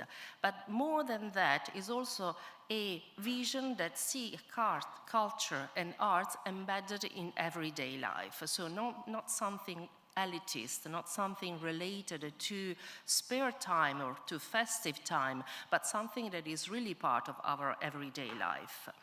And doing that, it also aims to reframe the relationship between individuals, cultural practices, and society. It is also part of this a concept of human flourishing that is linked to positive psychology as a general topic, but human flourishing actually, as the word is saying, is also the possibility to blossom, to let actually human being and individual blossom in all their characteristics. It is the way actually we can also see how cultural content are created, disseminated and experienced with a very profound implication, not only from the individual point of view, but also from a collective point of view. And these two elements, individual and collective responsibilities as well in what is happening, are really crucial in contemporary society. To get to the paradigm and so to the theory of culture 3.0, we go back to see what is actually culture 1.0 and culture 2.0. Basically, we make two large and broad distinctions of what was actually the pre-industrial society and how arts and culture were experienced in the past. As you know, art and culture has always been linked to politics, to political power in different nuance, but also, for instance, in the ancient empires, art was a celebration of political and religious power. It was very limited to a group of people, and participation was basically receptive. That was not really an interaction between the artist or the cultural production and then the individuals, the people that were participating. So it was actually a monodirectional approach. Culture 2.0 is basically representing the shift and the change that we have experienced after the Industrial Revolution technologies. So the invention of photography, rotary printing, cinema, recorded music, radio broadcasting, obviously opened an unprecedented possibility for cultural dissemination. It was a way, actually, this production could really move everywhere, but again, it was something, actually, that even if expanded access to cultural content, so it was a sort of, we may say, the product, the beginning, actually, of cultural democratization, but in a way, it was a passive consumption. It was not really engaging the active participation. When we move then to Culture 3.0, we see actually how the concept and the core of this paradigm offer us a different viewpoint, because the transformation is not only superficial, but it is structural, because it involves a very revolution, both in production and in access. When we say active participation, we say not only, for instance, experiences, as we were also talking yesterday, of community arts, participatory arts, where individuals are invited actually in the art making, but we mean really a artistic agency. When I say artistic agency or cultural agency, it is actually a modification in the mindset. Us as individuals can be not only the makers, the individuals behind the idea, but we are invited actually to take part of all these changes, facing also some challenges that can be actually generated time after time. So it is also a way to train our brain to modify and then to adapt to different situations. It is also a way to develop the so-called adaptive leadership. In synthesis, actually, if we have for Culture 1.0 the elevation of individuals through access to cultural mediated by cultural experts, in Culture 2.0 we face actually this mass production of culture. But then with Culture 3.0 we see how these barriers between producers and users are basically break down. What are the implications of Culture 3.0 in daily life? There are just a few that I highlighted here, but something that I will really focus on is actually the capability, development and social learning. So the way individual has to develop their authentic social cultural skills, and then the possibility to develop new forms of collective intelligence and cultural co-creation.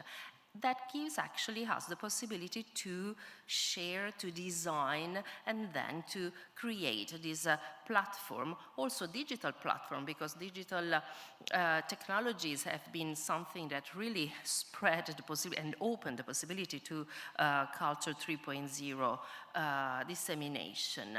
That is also referred again to human flourishing, so to the possibility really to give human beings the way to redefine and redefine themselves, and then to see how we say, so be the person that you are meant to be. And through the arts we can do that, because through the arts we are knowing better ourselves and knowing better others.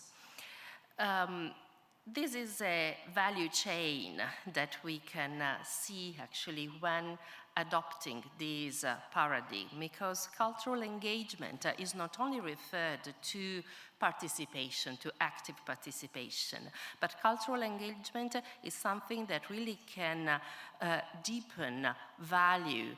And Brentford in the first presentation was actually talking about valuation. This is actually something that we too often forget. The value of art, the value of participation, the value of being a community of practice, as also we are today. And following this chain, what we reach, something that is definitely at the basis of all the practice of democratic life, so innovation rooted in collaboration. Having the possibility to overcome the paradigm of competitiveness, to enter a new phase of collaboration among students, among professional settings, among countries. Actually, this would be really heaven on earth, actually, for all of us. So I tried to go really fast, but if you like, then we can go back later if you have any questions. So how art education enters the Culture 3.0 paradigm? It is definitely the backbone of the paradigm, because art education is the foundation of cognitive, emotional, and social competencies. We all know that. I have not to explain why this can happen. At the same time, we can cultivate creativity, innovation, critical thinking that are, again, soft skills that we need not only in the art sectors. We need these soft skills in daily life, and then to become cultural agents, so to be actually proactive in the making and interpreting and contributing actually to the world transformation. But art education actually also experience a double proposition, because on the one side it is referred to cultural production, but on the other side it is referred to cultural demand, and they are not at the opposite position. They are definitely interrelated, because if we have cultural production stimulating the emergence of new generation of creators and professionals, at the same time we develop literacy, we enable individuals to understand and appreciate diverse cultural expressions. So cultural education really generates a virtuous circle, both for artists and creators and for society. It has been also evident that when we have a constant and structured art education system, we see how dynamic ecosystem increase. We have experimentation, innovation, community engagement. But when actually art education is not so developed or is missing, there is actually a sort of stagnation, audience decline, because actually there's not the education to participate in cultural practices, and weak creative economy. Art education is also related to social cohesion and well-being, and this is actually something that we have seen in the presentation also of Professor Kim. It has been really fantastic, the work that has been done in the presentation of Suzanne as well. Actually, all these studies led actually to this slide in a way. But something that is also quite difficult sometimes to make, especially policymakers, understand that investment in cultural learning is not only or merely an educational priority. It is a strategic economic priority, because you have these elements that can be developed at local or at the international level, but also at the professional level. As we say, actually, art education is not only for creative or for artists or for CCS, so cultural and creative sector practitioners. Cultural education really can enhance your flexible thinking, the effective communication, the cross-disciplinary approach, and problem solving, that are all soft skills that we need in daily life. It is also pretty important how art education really opens the possibility to set up a cultural and civic infrastructure. These elements actually have been narrated and told in many of the previous presentations, so I'm not going really into each of them. But actually, if we think that through artistic experience, we can also support cultural rights that are not that human rights. So this is actually something that is also important from a policymaker perspective. Having said that, so why we need impact assessment? Because otherwise I go straight there. Otherwise, actually, all the cultural sector will be in a way always linked to really fragile funding program.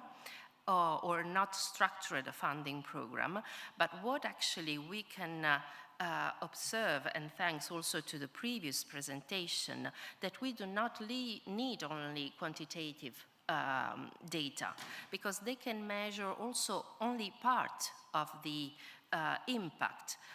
We need actually a multimodal approach that can assess well-being, social cohesion, identity formation, creativity, and civic participation. That obviously depends on the age. Actually, we all know that validated tests also depends on ages, so we have to be able also to define these assessment tool depending on the geography, the social dynamics, and the specific history.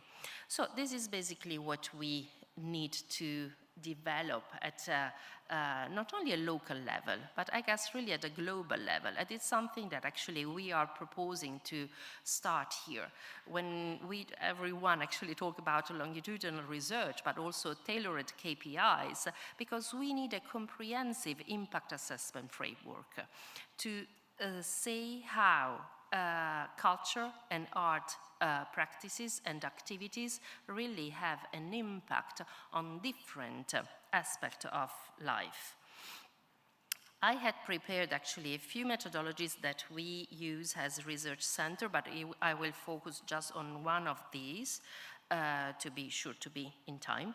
And the first point is actually why we need a mixed method approach. I guess that it has been quite evident until now actually why we need it, because we have not only to measure what happened, but how and why that happened. And so to understand the how and why, we need actually different approaches and different assessment tools. We, as a research center, are very focused on the cultural well-being, and so on how culture and arts can affect actually psychological, physical, but also biological well-being. Here you have a very simple index developed by the World Health Organization that we started using, but it was a very essential one, let's say. Another validated scale that you can also observe and use is the PANAS, so the positive and negative affect scale, that again is working and focusing on some specific items. Within our research group, Sara Uboldi developed the radar toolkit that has been actually made after the radar that the V&A, so the Victoria and Albert Museum in London, developed for the art participation. Here you may see that the assessment is made before and after, so prima e dopo. Prima and dopo is Italian for before and after, the participation. And the question that was posed afterwards was, how do you feel connected, how much actually do you feel connected with art? So if there was actually a different perception of what does actually art mean. We made actually some measurements, both with elderly and youngsters. We noted actually how especially one of these methodology that we are using give us really a holistic perspective. And this is the pretext protocol. This is a protocol created at the Harvard University 16 years ago by a comparative literature professor, Doris Sommer, and she wanted to invite her students to read more, to enter more into the interpretation and text dynamics. But we noted how this protocol had pretty interesting consequences also in terms of social, relational, and cognitive impact. We developed a questionnaire that we do before and after, and a post-assessment 6 weeks or 8 weeks, depending on the length of the workshop.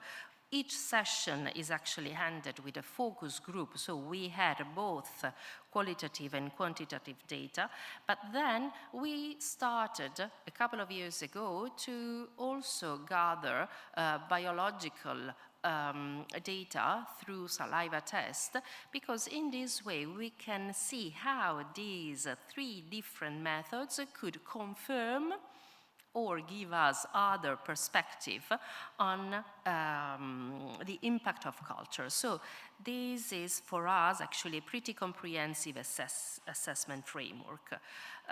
Here you see also the saliva test that we also has to do as a follow-up 8 weeks after the last session, and in this way we have in a way just a confirmation that actually this participation has an improvement in the cortisol level, but in the decrease of cortisol level.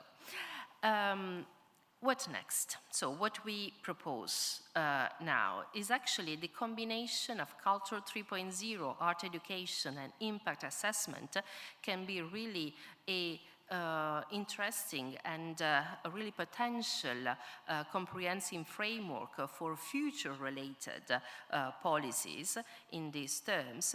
We have seen actually why measurement matter, not only for accountability, but really to create ecosystems that support community well-being and prepare young people to navigate the complex world where we are living now. But to do that, we need a robust body of evidence. And this will give us not only the metrics, so not only the numbers, but insight, connection, and continuity. For this reason, we need actually a structure and a line of fundings that will provide us the possibility to keep on going with this research. And what I can say, just to end, 5 seconds before, it's just let's work on it together. So it's something that we should start doing at a global level. Thank you so much. 네, 선생님 감사합니다. 발표 감사합니다. 네, 이제 마지막으로 오늘 국제 심포지엄의 가장 풍성한 논의의 시간이 남았습니다. 사실 지금 5월은 정부 예산 시즌으로 굉장히 그 집중을 요하는 시기이기도 합니다. 내년에도 혹은 미래에도 문화예술 교육이 지속 가능하기 위해서 굉장한 설득에 집중하고 있는 시기인데요. 오늘 이런 문화예술 교육이 어떻게 왜 중요한지 그 가치를 증명하는 논의가 또 이 시기에 있어서 더 뜻깊게 여겨지기도 하는 것 같습니다. 그러면 이어서 오늘 대담을 이끌어 주실 Becoming Collective의 김정희 대표님을 포함해서 1, 2부 발제를 맡아주신 모든 전문가분들을 무대로 모시겠습니다.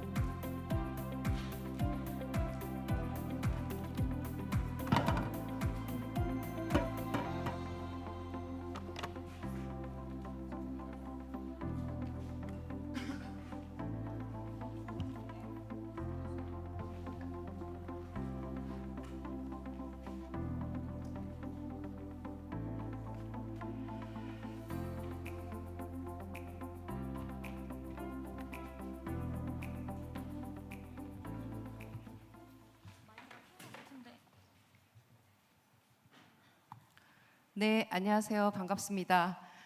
마지막 그 프로그램에 속하는 대담을 진행하게 될 김정희라고 합니다. 반갑습니다. 네, 먼저 멋진 발제들을 해주셔서 너무 감사드리고요. 시작하기 앞서 먼저 한국에서는 효과 측정에 대한 이야기들에 대한 심각한 거부 반응들이 있다라는 것을 먼저 공유하고 갈 필요가 있을 것 같습니다. 굉장히 오랜 시간 동안 본인들이 해오던 문화예술 교육에 대한 끊임없는 가치 증명에 대해서 시달리면서 실제로 현장에 있는 단체들과 예술가들 그리고 기획자 심지어 행정가들 또한 이 가치 측정과 관련된 심각한 트라우마에 가까운 정서와 감정들을 좀 갖고 있는 상태인데 오늘 보시듯이 이렇게 많은 사람들이 이 주제에 참여를 하시게 된 이유는 오히려 오늘 이 국제 포럼을 통해서 신락 같은 희망, 새로운 접근이 가능할 수 있지 않을까에 대한 기대 때문이라고 생각을 합니다. 그런 점에서 앞서의 발제들은 저에게도 굉장히 깊은 인상을 주었고 새로운 어떻게 보면 문화 3.0에 대해서 말씀해 주신 것처럼 새로운 시대에 우리 한국에서의 문화예술 교육과 관련된 새로운 평가들에 대한 지점들을 매우 구체적으로 이야기해 주셔서 먼저 감사의 말씀을 드릴 수 있을 것 같습니다. 시간이 지금 많이 딜레이 돼서 저희에게 주어진 시간이 많지 않아서요. 먼저 1부와 2부로 나뉘어서 공통 질문을 좀 드리고 싶은데요. 먼저 1부의 주제는 저희가 그 문화예술 교육을 왜 하는가, 가치 측정들을 왜 해야 되는가에 대한 되게 근원적인 질문이 던져졌고 앞서 그 벤포드 교수님과 코이엘 이사님 모두 국제 간 비교라는 그리고 이제 김주리 본부장님께서는 한국문화예술교육진흥원에서 진행해온 이제 효과 측정, 가치 측정에 대한 이야기들을 전개해 주셨는데요. 먼저 두 분께 궁극적으로 국가 간 비교를 통해서 증명하고 싶으셨던 이야기들은 무엇인지에 대해서 더 구체적으로 얘기를 좀 듣고 싶은 생각이 들었습니다. 먼저 벤포드 교수님께서 말씀해 주실까요? Well, is this working? Yeah. So in terms of what I was trying to do was actually really it comes very much to the points that we had at the end in terms of seeing that there was much that we can learn from one another. And so people used to say to me, and maybe I'm dressed in the right color today, because they said, you're like a bee and you go from flower to all these different countries, and you carry the pollen, but other people don't know this. So it started almost for me to share my experiences and to say, oh, they're doing this really wonderfully in Korea. You should look at what Bhutan is doing about this. Have you seen the wonderful work in Houston? Have you seen? So I started just from this basis. But then I guess it became an obsession to really see what was happening in lots of countries. And I wrote at the beginning of The How Factor, the book that will come out later this year, I actually said this is not a finished work, this is a start work, because I hope what it does is make everybody start to get very interested in talking about and in reporting their own work, even if it's small work in a classroom, if it's the work of a mum with a little child, or if it's grand ambition at an international level. I want us to start really reporting and sharing what we are learning and also helping one another. So it was from a very simple level. It wasn't to, what I didn't want it to be was, and I avoided making a PISA style number 1, number 2, number 3, number 4. I said, these ones are all good. these do need to develop. These ones really have nothing, you know. And it was to really get us as a community, a world community, to do this by helping one another, and also to be able to drop some of the pollen around many flowers. You know, it's no point if the bee keeps it. It has to go all spread around, and that helps to grow that ecosystem. So I think even this occasion, the greatest value is this opportunity to hear this wonderful work that's happening and people looking at this work. So it's a simple reason why I began it. 네, 감사합니다. 다음 코이 이사님. 네. Yes, as I pointed out in my presentation, hopefully there are different levels you can measure arts education, and I think we need the different levels, yes. If we want to work out the art educational practice and how we can best work with people in arts education, then we need this measurement on this project level. Yes, but if you want to have the framework condition, yes, and you want to see the bigger picture behind, yes, it's really interesting in the different countries to look first on the values. What are the goals? What are intended to support arts education? And what are the investments? Yes, the framework, the legislation, the financial report, and all the things, yes. And I think if you look with bigger picture, you have different possibilities. First, you can make positive competition. Yes, we always learned when we look at different countries, every country wants to be a good one. Yes, and I say not the better one, a good one, yes, because I think, and hopefully I could underline it in my presentation, the goals why you support arts education can be different, yes, and this is okay. Yes, you can support in different ways arts education, and we learned it in always presentation here with different view on values of arts education. But I think it's wonderful, and hopefully the UNESCO framework for arts and culture education will have this voluntary state report as one point, yes. And my wish is that we can make an international comparison, not to make competition in a bad way, yes, but to learn from each other, and also have the possibility that we can say here has to be changes in the framework condition in the investment of arts education. As Anne said, in some countries there is a lack, yes, in other there are better conditions.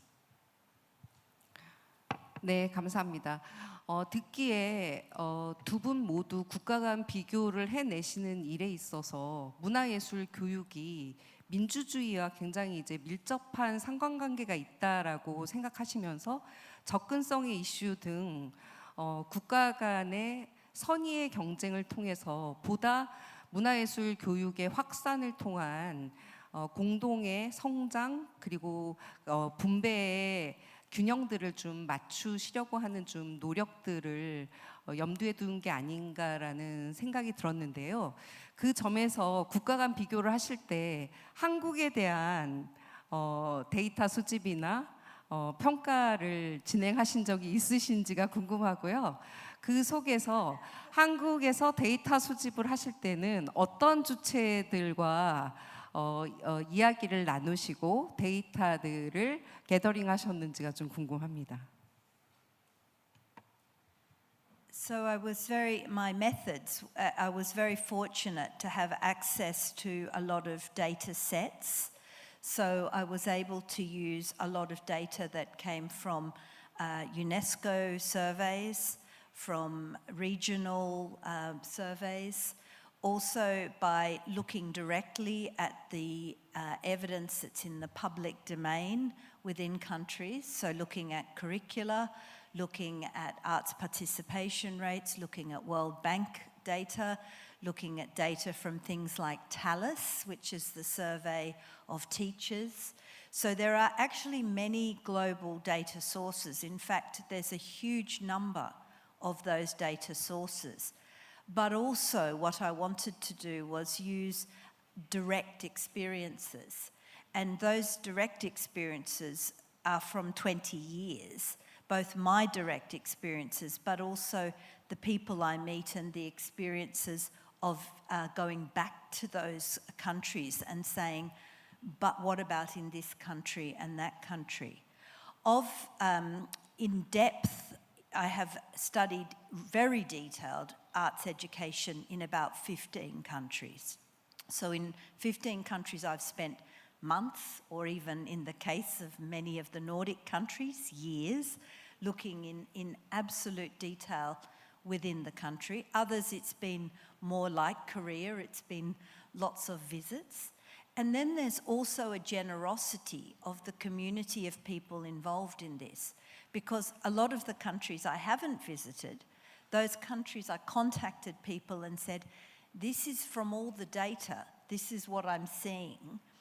How does that sound true to your situation? Does this reflect an authentic, accurate picture of how you feel on a day-to-day basis? And so I think it's that combination of many different methods to be able to do that. Also, my study is what I call a derivative study. And by that, it means when I first did the wow factor, I did not go into it saying, these are the criteria, and does that criteria exist? I went into it with, this is what's happening. This is what people say is going on. What criteria are associated with high quality in a consistent manner? In the wow factor, I had 10 qualities that were consistent, and you could see them, and we also asked all the countries to present case studies. So some presented like I remember Canada did a very big, extensive case study of 3 million people, and other people, it was a tiny story of what was happening in their local area. And I derived from that the criteria. Taking that further in the how factor with more countries involved, it's now 20 criteria. 10 that I think are absolutely crucial are still there. So that's good news. 20 years on, there's some consistency about how these are reported. And then there's now 10 extra ones that reflect change, which I would say are like the cherry on top of the cake. You know, they're not essential things, but they certainly make it better. And lovely news for Korea, without trying to spoil the story before you read the story, is Korean arts education has all 20. So it has the basic cake and it has the cherry on top of the cake in the work that it's doing. I should just say one quick caveat is also, I say right at the beginning, even in the very best country for arts education, there will be children who miss out because their school doesn't offer them good quality arts education. And on the other side, even maybe in those 17 countries that I can't find any arts and cultural education, maybe there is a wonderful mother or a wonderful friend who works with some children who is giving them some kind of arts education. So this is not a perfect method. It's not intended to be perfect. It's intended to begin a global conversation about why this is important.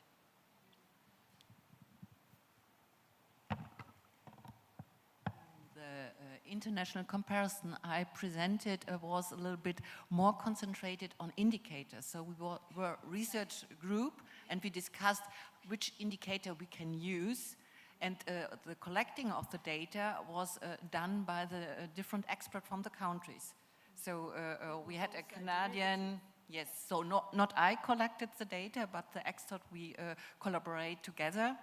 And in always examples I showed you, there was no South Korean experts in it, but hopefully I think, and now we are sitting here and we have now connections also with our European network of observatories in the field of culture and arts education, and you will visit us in Oslo. So I think this is also really important, with exchange, yes, because we have with different views and with different practice in arts education, and if we want to work out the best practice, we have to collaborate and talk and have exchange together, also data exchange. And one thing I have to underline, we have a lack of data. We have a really lack of data in arts education. I don't know why, but in other educational fields there are more empirical data available.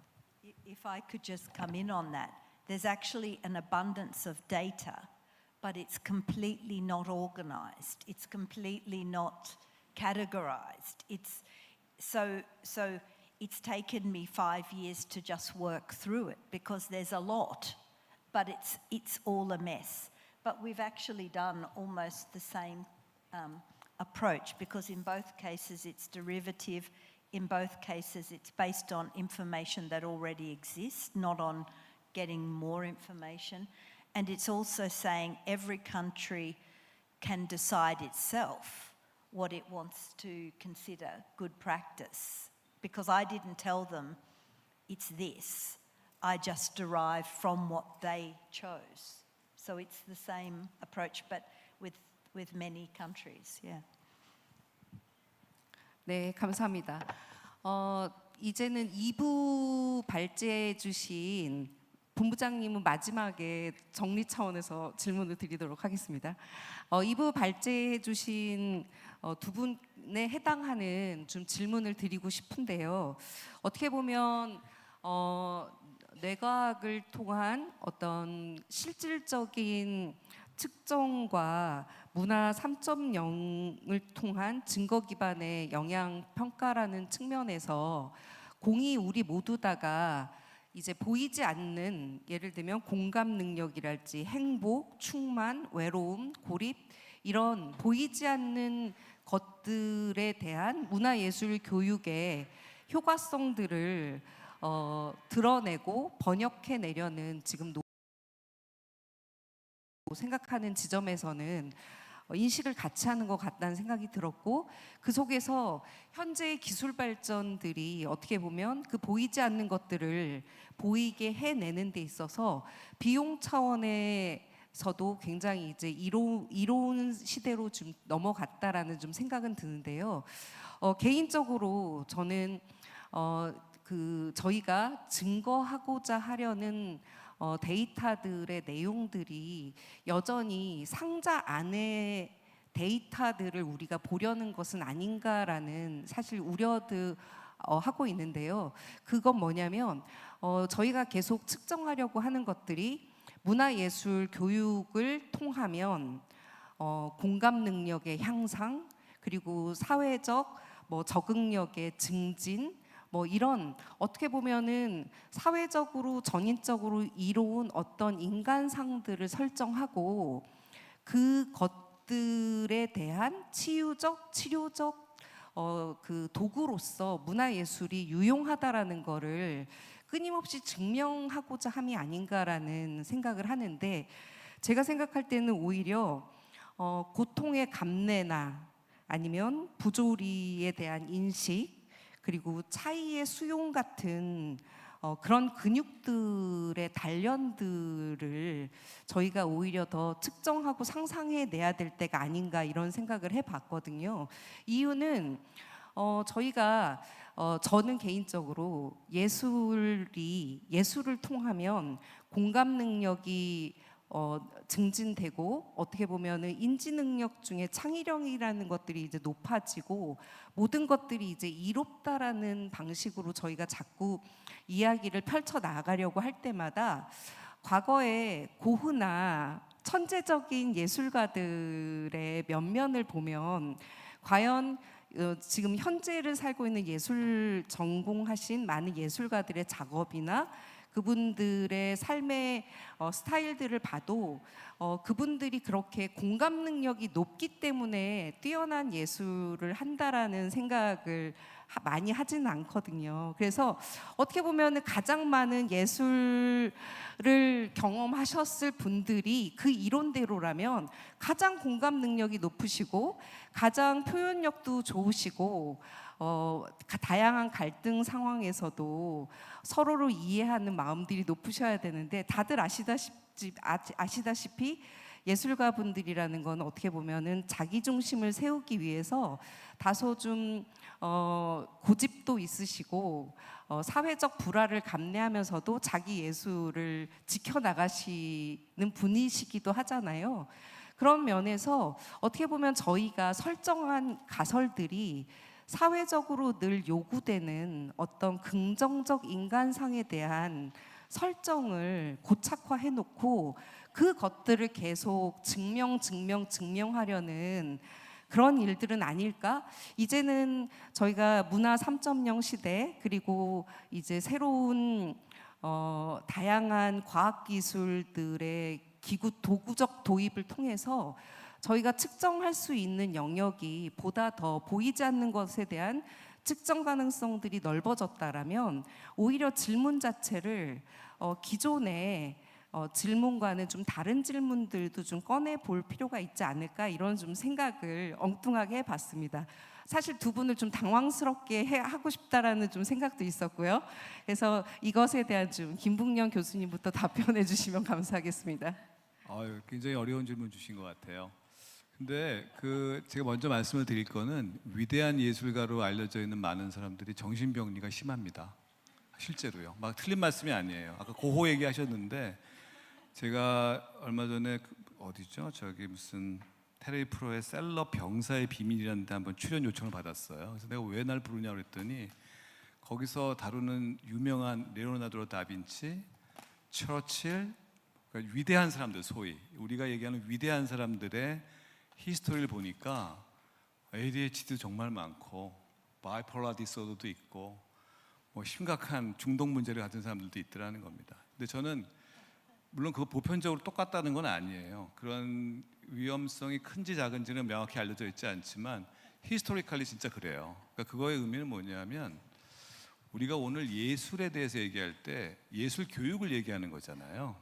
그러니까 일반적인 아이들에 대한 예술 교육, 아까 예술 치료란 말을 썼는데 제가 학교에서 학교 폭력을 반복해서 행하고 약자의 고통을 인식하지 못하면서 그 아이를 계속 괴롭히는 아이들은 분명히 병리가 있는 아이들입니다. 그런 병리가 있는 아이들인 경우에서 예술 교육이 과연 도움이 되느냐는 질문을 던진 거죠. 그거에 대한 답을 주려고 노력한 거고요. 그 두 가지는 교육과 치료와 관련된 겁니다. 그러니까 예술을 행하는 것과는 전혀 무관해요. 그 아이들은 예술가도 아니고 아무것도 아닙니다. 발달하고 있는 어린아이고 초등학교 또는 청소년기에 혼란을 겪고 있는 어떻게 보면 그 아이도 고통에 빠진 아이죠. 누굴 때린다는 건 굉장히 고통스러운 사실은 행동이에요. 인간의 발달에서 타인을 고통스럽게 빠뜨리는 것을 즐기는 사람들은 정말 0.1%의 사이코패스 이외에는 없습니다. 그럼 나머지 그 많은 폭력자들은 무슨 짓을 하는 건가? 그 자신이 고통을 받는 거예요, 사실은요. 그 고통을 풀 수가 없으니까 약자를 괴롭히면서 그걸 해결하려고 하는 거거든요. 사실은 더 큰 고통이 밀려온다는 것을 깨닫지 못한 채로. 그러므로 그건 예술과 교육을 혼돈하시면 안 된다. 그 말씀 드리고 싶고요. 교육에 있어서 효과는 제가 볼 때는 분명히 있어요. 그거는 많은 사람들이 자기의 아이를 키워본 사람들은 다 알 겁니다. 저도 제 아이 둘을 재밌게 키웠는데 그중에 둘 다 하나는 유치원 때, 한 초등학교 때 호주에 가서 2년 동안 있으면서 제가 호주 교육에 대해서 그때 저는 그때 젊은 정신과 의사였어요. 대학 교수 발령받은 지 딱 2년밖에 안 지난 아주 프레시한 정신과 교수였기 때문에 막 너무너무 관심이 많았는데 교육에 대해서 특히 소아정신과 의사니까요. 호주의 교육은 저희 아이들한테 사실은 정말 낯선 환경이었거든요. 아무도 아는 사람이 없고 전부 다 백인이에요. 그리고 저희 동네에는 희한하게. 그래가지고 그 학교에 갔더니 딱 우리 둘만 에이시안입니다. 근데 제가 진짜 놀란 거는 거기 교장 선생님이 우리나라 교장 선생님 만날 수도 없잖아요. 웬만한 학교 가서는. 저희 아이를 위해서 3시간 동안 오리엔테이션 해주셨어요. 직접 데리고 다니시면서 여기가 몇 학년 몇 반인데 네가 이 반을 쓸 거고 담임 선생님 또 모셔가지고 이분이 너의 담임인데 앞으로 이런 내용들로 재밌게 해주실 거다. 걱정하지 말아라. 영어 잘 못하는데 했더니 영어를 위한 또 클래스가 따로 있단다. 3시간 에듀케이션을 프린시펄이 해준 겁니다. 제가 그걸 보면서 물론 이제 호주를 막 이렇게 하는 사람은 아닌데 그 교장 선생님의 태도에서 저는 예술 교육을 봤어요. 정말 정서를 공감해주고 해외에서 갓 들어와서 아무것도 모르는 젊은 부부가 아무것도 모르는 지역에 와서 새롭게 시작하는 이 두 꼬마 아이들을 위해서 3시간을 내줄 수 있는 그런 마음을 가진 사람이면 저는 그 사람이 정말 예술교육의 1인자라고 생각합니다. 정말 진정한 또 정신치료자일 수도 있고요, 어떻게 보면은. 그래서 그런 얘기들을 드리는 이유가 저는 문화예술교육이라는 것이 단순히 어떤 방법론적인 걸 얘기할 게 아니라 내가 갖고 있는 어떤 그런 정서, 사회, 인지가 연결되어 있는 어떤 아름다운 작업들을 누군가한테 베풀어주는 일이 아닐까 저는 그렇게 단순하게 생각하고 있습니다. 감사합니다. 박수가 나오네요. 네. So thank you for the question. And I see that how at a global level the importance of intangible heritage is becoming more and more important, as well as knowing what is happening within us, inside us, is really the new challenge, also in the art and cultural sector. Because we have assessed a lot in terms of participation, customer satisfaction. These were basically the things that were assessed and measured in the past. But what we are now trying to know better is actually how cultural participation can really have or start also a process of change, of behavioral change. And to do that, we need two main elements, I guess. One is time. We need time. It's not really a single spot assessment that can tell us. And that's the reason why also the longitudinal studies are needed.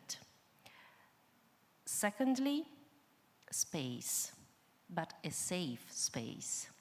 Because when we have to talk about what we feel, so our emotion, our feelings, our thoughts, our personal, individual, and probably also in a way hidden thoughts, we need a safe space to do that. That's the reason why, after trying different kind of methodologies, as a research group, we are now focusing mainly on the pretext protocol, because it is actually a way to create a safe space, to give all participants a way to know better themselves, enter in relation with others, and through the arts, and any kind of art. So it's not only visual art, it's music, it's theater, photography. Talk about themselves. And why we do that? Just asking a very simple thing, to go off tangents. So we start from a literary text, and then we ask to connect other art expressions to that text. So you have to ask yourself, what do I like and why? It's a way to know yourself, to enter in connection with yourself, what you like and what you don't like. And when you have to share with others these, in some ways also this discovery, and you have only one choice that you have to propose, so it's a very hard selection sometimes. You have to explain why. And when you have have to explain why you are talking about yourself. So we are not asking, how do you feel? But in a way, we are just going deeper and deeper into the emotional setting. And this is pretty important. This is the reason why we need time and space. So we need a long time and a safe space to measure this hidden element in a way. And I was thinking, actually, when Anne was making this comparison between AI as an artistic intelligence and what you were saying before, probably is that the point that we can have to start a new process to develop the augmented humanity, you know, because we are aware of what we have to do to improve social settings, social relations, social cohesion. And we all knew in this room that arts education is really the core of all that. What we have to learn and what we have to also make evident for others through measurements, through data set, is actually what is unfortunately the critical point for all of us, the economic impact of all that. I do work with a group of economists. I'm an art historian, by the way, but working with economists, psychologists, sociologists, artists, and having this cross-disciplinary approach, we can definitely see the issue, the topic, from really a complex way. And when I say complex, I mean complexity as the possibility to really know it better. Not as something that we cannot overcome. It's something that is so beautiful and so intense and so part of human being and daily life that we have to face it from different perspectives. 네, 감사합니다. 그 2부 세션 발제자님들에게 이제 질문을 좀 짓궂게 드린 이유는 사실 저희가 이 측정과 관련해서 문화예술 교육의 평가 혹은 측정과 관련해서는 여기 참석하신 모든 분들을 포함해서 거의 개별화된 접근법들이 국내에서는 경험적으로 없는 상태입니다. 이유는 한국문화예술교육진흥원이나 좀 국가 단위의 주도로 이것들이 주로 이루어지다 보니 제가 이제 우려가 됐던 것은 예를 들면 김북년 교수님의 연구 결과를 참조하고 거의 이제 전국의 모든 재단들이 모두 다 이제 치료의 목적에 해당하는 그런 평가 방법론들이 정답이다라고 생각하고 이제 뛰어들 수도 있지 않을까라는 우려에서 말씀하신 것처럼 예술과 예술 교육이 다르다는 것, 치료의 목적과 예술 그 자체가 갖는 효과성들이 다르고 또 앞서 벤포드 교수님이나 다양하게 말씀해 주셨던 모두가 각자가 의도하고 각자가 하고자 했던 어떤 문화예술 교육의 지향과 평가는 각각의 방식으로 이제 설계될 수 있고 그렇게 되어야 된다는 지점들을 좀 현장을 대변해서 다시 한번 좀 정리하고 싶었던 생각이 있었기 때문이고요.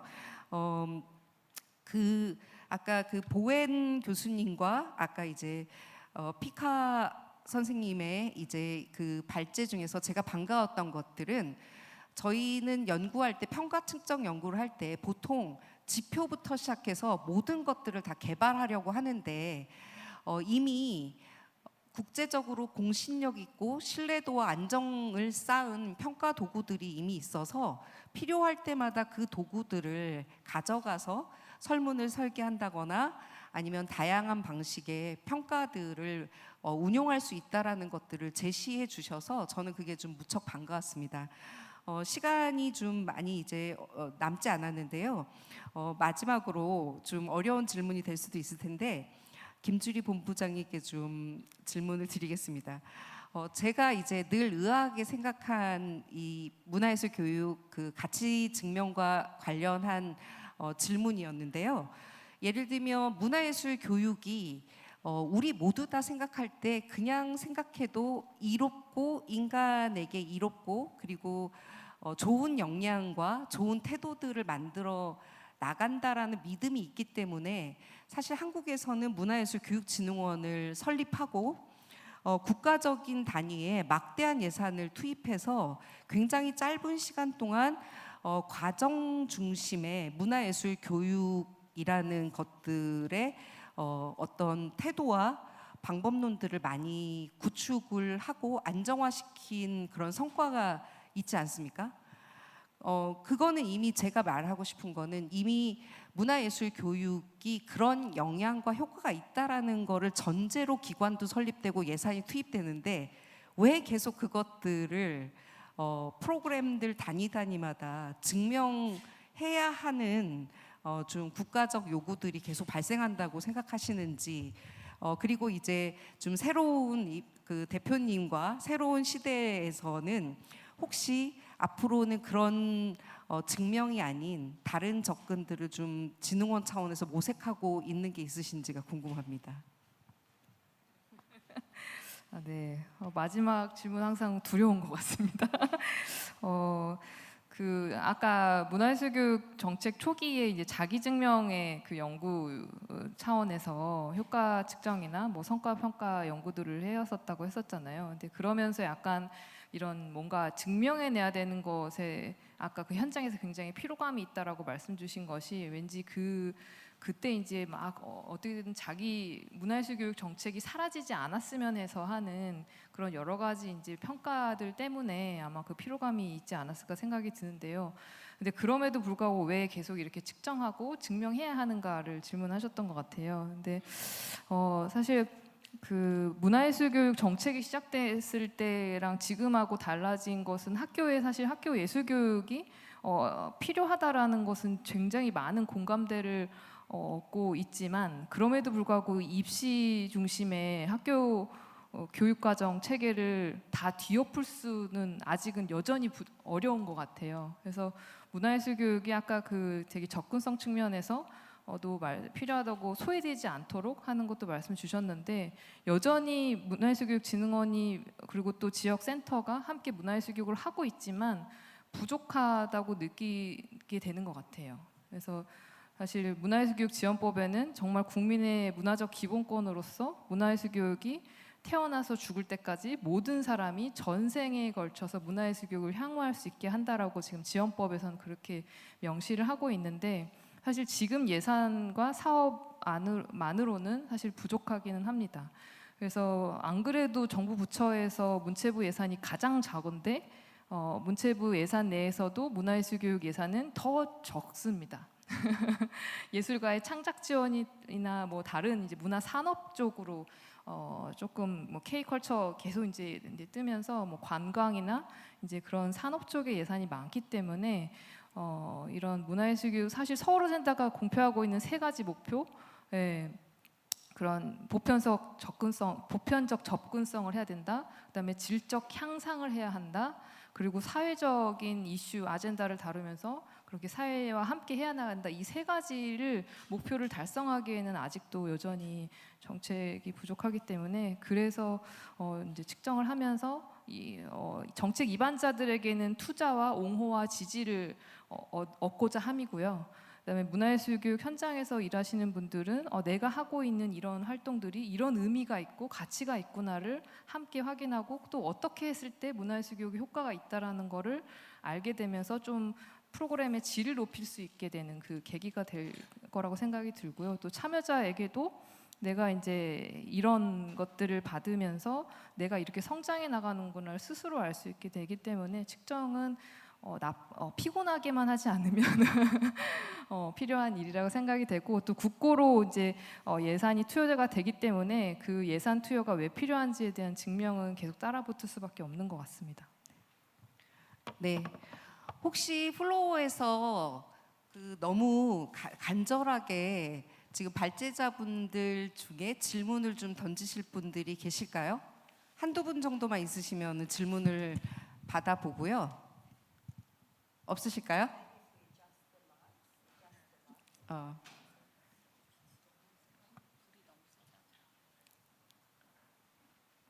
네, 없으실까요?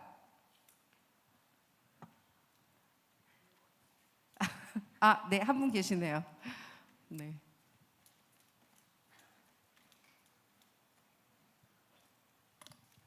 네, 저는 유네스코 등재 전통 음악을 하시는 사람이고요.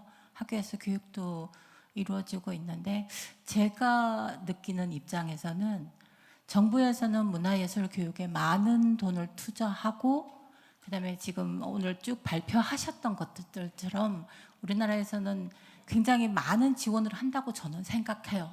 그 반면에 유네스코 등재된 전통 분야에 대해서는 어떤 평가도 이루어지지 않았다는 느낌을 받거든요.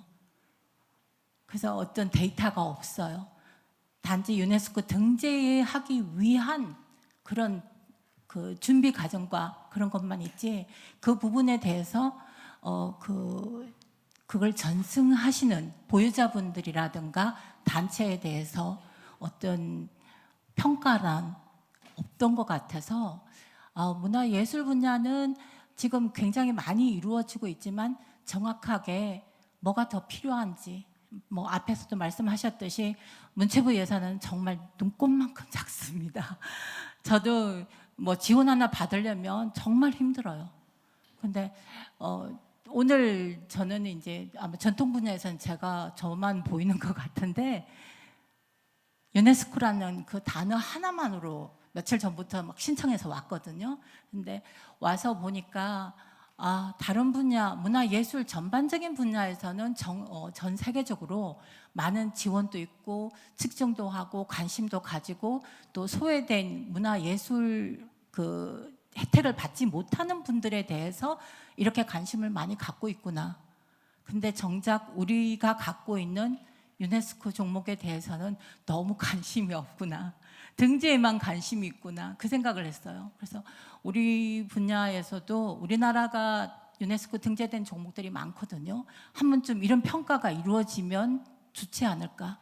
그리고 다른 나라에 유네스코 등재된 종목들도 많잖아요. 중국뿐만 아니라 뭐 유럽에도 있는데 그들은 어떻게 이런 분야를 갖다가 어떻게 보존하고 또 등재하는 데만 하는 게 아니라 전승하기 위해서 그들은 어떤 방식으로 하고 있는지 우리나라하고는 또 다를 거란 말이에요. 그래서 문화예술교육 이렇게 측정하듯이 유네스코 등재된 우리의 것들도 한번 점검하는 기회를 한 번쯤은 가져봐야 되지 않을까라는 생각을 하면서 이 시간이 너무 부러웠어요. 우리는 왜 이렇게 우리 거 왜 안 챙기지? 하는 항상 소외되는 부분이기 때문에 그래서 뭐 발표하시면서 맨 마지막에 우리 발제하신 그 선생님 여기서 이럴 때 되게 공감했어요, 저는. 그래서 그런 부분에 대해서 우리가 지금 학교에서 저도 학교에서 학생들을 가르치고 하면서 이런 부분에 문화예술을 저는 강의를 하거든요. 문화예술 행정에 대해서 강의를 하는데 너무 이런 부분이 우리나라에는 문화예술 부분에 대해서 정책뿐만 아니라 행정 분야에서도 많은 관심을 가져서 우리나라의 문화예술 전반적인 분야에 대해서 전통뿐만 아니라 저 무용도 하니까 그런 부분에 대해서 좀 더 다른 나라와 교류를 하면서 했으면 좋겠다는 생각을 했고요. 또 가장 아쉬운 거는 뒤에 두 분을 제외한 앞에 분들이 데이터를 지금 쭉 해서 이렇게 발표를 하셨는데 조금 연도가 오래된 것들이에요. 제 입장에서 보면. 그래서 가장 최근 그래도 2025년 이후에 나온 것들이 좀 발표가 됐으면 좋겠다. 그 생각을 했습니다. 그래서 좀 아쉬웠어요. 그래서 가장 최근 거를 또 발표하신 두 분이 계셨기 때문에 그래도 마음에 많이 풍족함을 안고 갑니다. 그래서 여러분들께 너무 감사하고 이 시간을 또 만들어주신 우리 진흥원에도 감사의 말씀을 드립니다. 감사합니다. 네, 감사합니다. 원장님 같은 피드백 감사드리고요. 앞에 두 분은 최근의 거를 일부러 발표를 안 하셨다기보다는 흐름을 우리에게 맥락적으로 이해시키기 위한 방법이었다라고 생각을 해주시면 더 좋을 것 같습니다. 시간이 이제 얼마 남지 않아서요. 마지막으로 끝에서부터 순차대로 지속가능한 문화예술 교육을 위한 가치 증명과 관련돼서 한국의 문화예술 교육 관련자들에게 하실 한 말씀들을 좀 짧은 시간 내에 하고 오늘 대담은 마무리 짓도록 하겠습니다. 네, 먼저. So thanks so much for the question and for the opportunity also to talk about traditional arts that obviously is not outside our range of interest. On the other side, traditional art is actually at the basis of many interventions that we are conducting because as a little bit as what we were saying before, tradition has been an innovation, and each tradition, in a way, it's a way to innovate and to discover something that is part of a common heritage. When I get actually these workshops with the pretext protocol, something that I ask participants is then to co-create an art practices starting from their traditional art. Because it's actually just knowing where we come from that we can know where we can anyway move on. So traditional art is definitely not something that is apart the range of interest, but is something really that describe all our work, I guess. It is true that probably in the rural and marginalized areas, it's more difficult to make this kind of assessment because, again, of lack of funds, but also lack of trained professionals that can do that in different settings. Anne was actually saying it in her presentation. If you are in a urban area or if you live in a rural area, it is completely different, the perception that you have, but it's completely different to the work that the facilitator and the researcher has to do. Because the human relationships are different. And what we need is actually to recover the importance and the value of human relationship. 저도 말씀 마지막으로 드린다면 이 측정이나 평가나 그거를 통해서 어떤 피드백을 주는 이유는 더 발전할 수 있는 기회와 계기 그리고 어떤 방향성에서의 어떤 제안을 드릴 수 있도록 하는 그런 역할을 하기 때문에 그런 것이지 평가나 이런 내용이 어떤 걸 제한하거나 통제하거나 오히려 어떤 그런 서포트 줄이거나 끊거나 이런 목적으로 사용돼서는 절대 안 됩니다. 저는 그렇게 생각을 하고요. 문화예술 교육에 있어서의 평가도 마찬가지라고 생각을 하고 있고 문화예술 교육 같이 지금 우리나라의 저는 이제 아동 청소년을 보다 보니까 이 어떻게 보면 산소호흡기 같은 존재란 저는 생각이 들어요. 특히 청소년들에게는요. 물론 청소년들이 지금 겪고 있는 고통이 단지 어떤 그런 입시 때문이다, 어떤 특정 문제로만 생각할 수 없고요. 미디어의 변화, SNS의 증가, 활동량의 감소, 거기에 이제 입시 압박과 경쟁적 스트레스 구조가 당연히 따라가겠습니다만 그거 여러 요소들이 결합되어 있거든요. 근데 그 과정에서 아이들이 그래도 숨을 쉴 수 있고 즐거움을 나눌 수 있고 함께 즐거운 관계를 정말 창의적으로 소통하는 데 있어서 예술교육, 또 문화교육, 또 체육활동만큼 좋은 게 없거든요. 그래서 이거를 평가를 한다는 것은 더 잘할 수 있는 방향으로 끌고 가기 위한 디렉션을 제시하기 위한 평가가 진짜 평가지 그렇지 않은 평가들은 저는 아주 나쁜 평가라고 생각합니다. I would like to contribute to your questions. I really like the questions.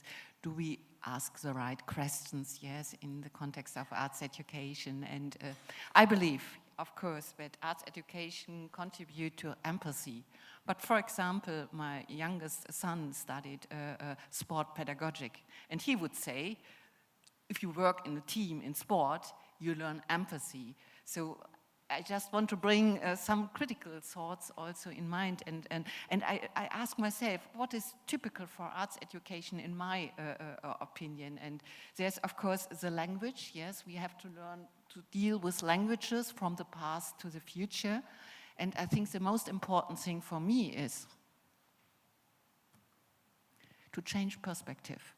Now it's an arts piece for me, yes, and I think why, yes. And when I think about to communicate in languages, I thought about with heart, we just yes, make a performance with it, yes. We understand the language of each other, yes. This is for me also arts education, but also to see new perspective, and I think we need this in this very fast changing society to deal with artificial intelligence. We need this perspective, how we can use AI to develop societies and humanity and not to control each other. So thank you. I will just say this whole afternoon has been wonderful, and it's all been focused around this idea of impact and of measurement.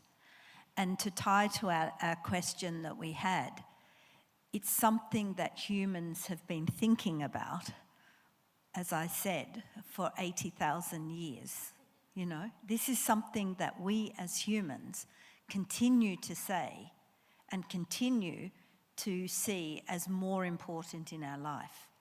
We have so much to learn from indigenous and traditional practice, and things that are very old can also be extremely new for the future. And I think that's a really important message. And the last thing I would say is that I don't know why it is the case, but globally, arts and culture as a ministry, as a policy area, always get the least money. But they are always asked the most to justify themselves. I told a quick story at dinner last night, or lunch, where I said the military gets a lot of money and they're never asked to justify what good do they do for social welfare? What good do they do for education? What good do they do for making flourishing? What good do they do for a happy, sustainable environment? The arts always have the least money and are always asked to justify themselves. And I'm not just a researcher. I have also worked in policy, and I've also worked in practice. I have run schools, cultural institutions, helped businesses get skills. And I wonder why we have the smallest amount of money and the biggest questions around impact. It's because we change things.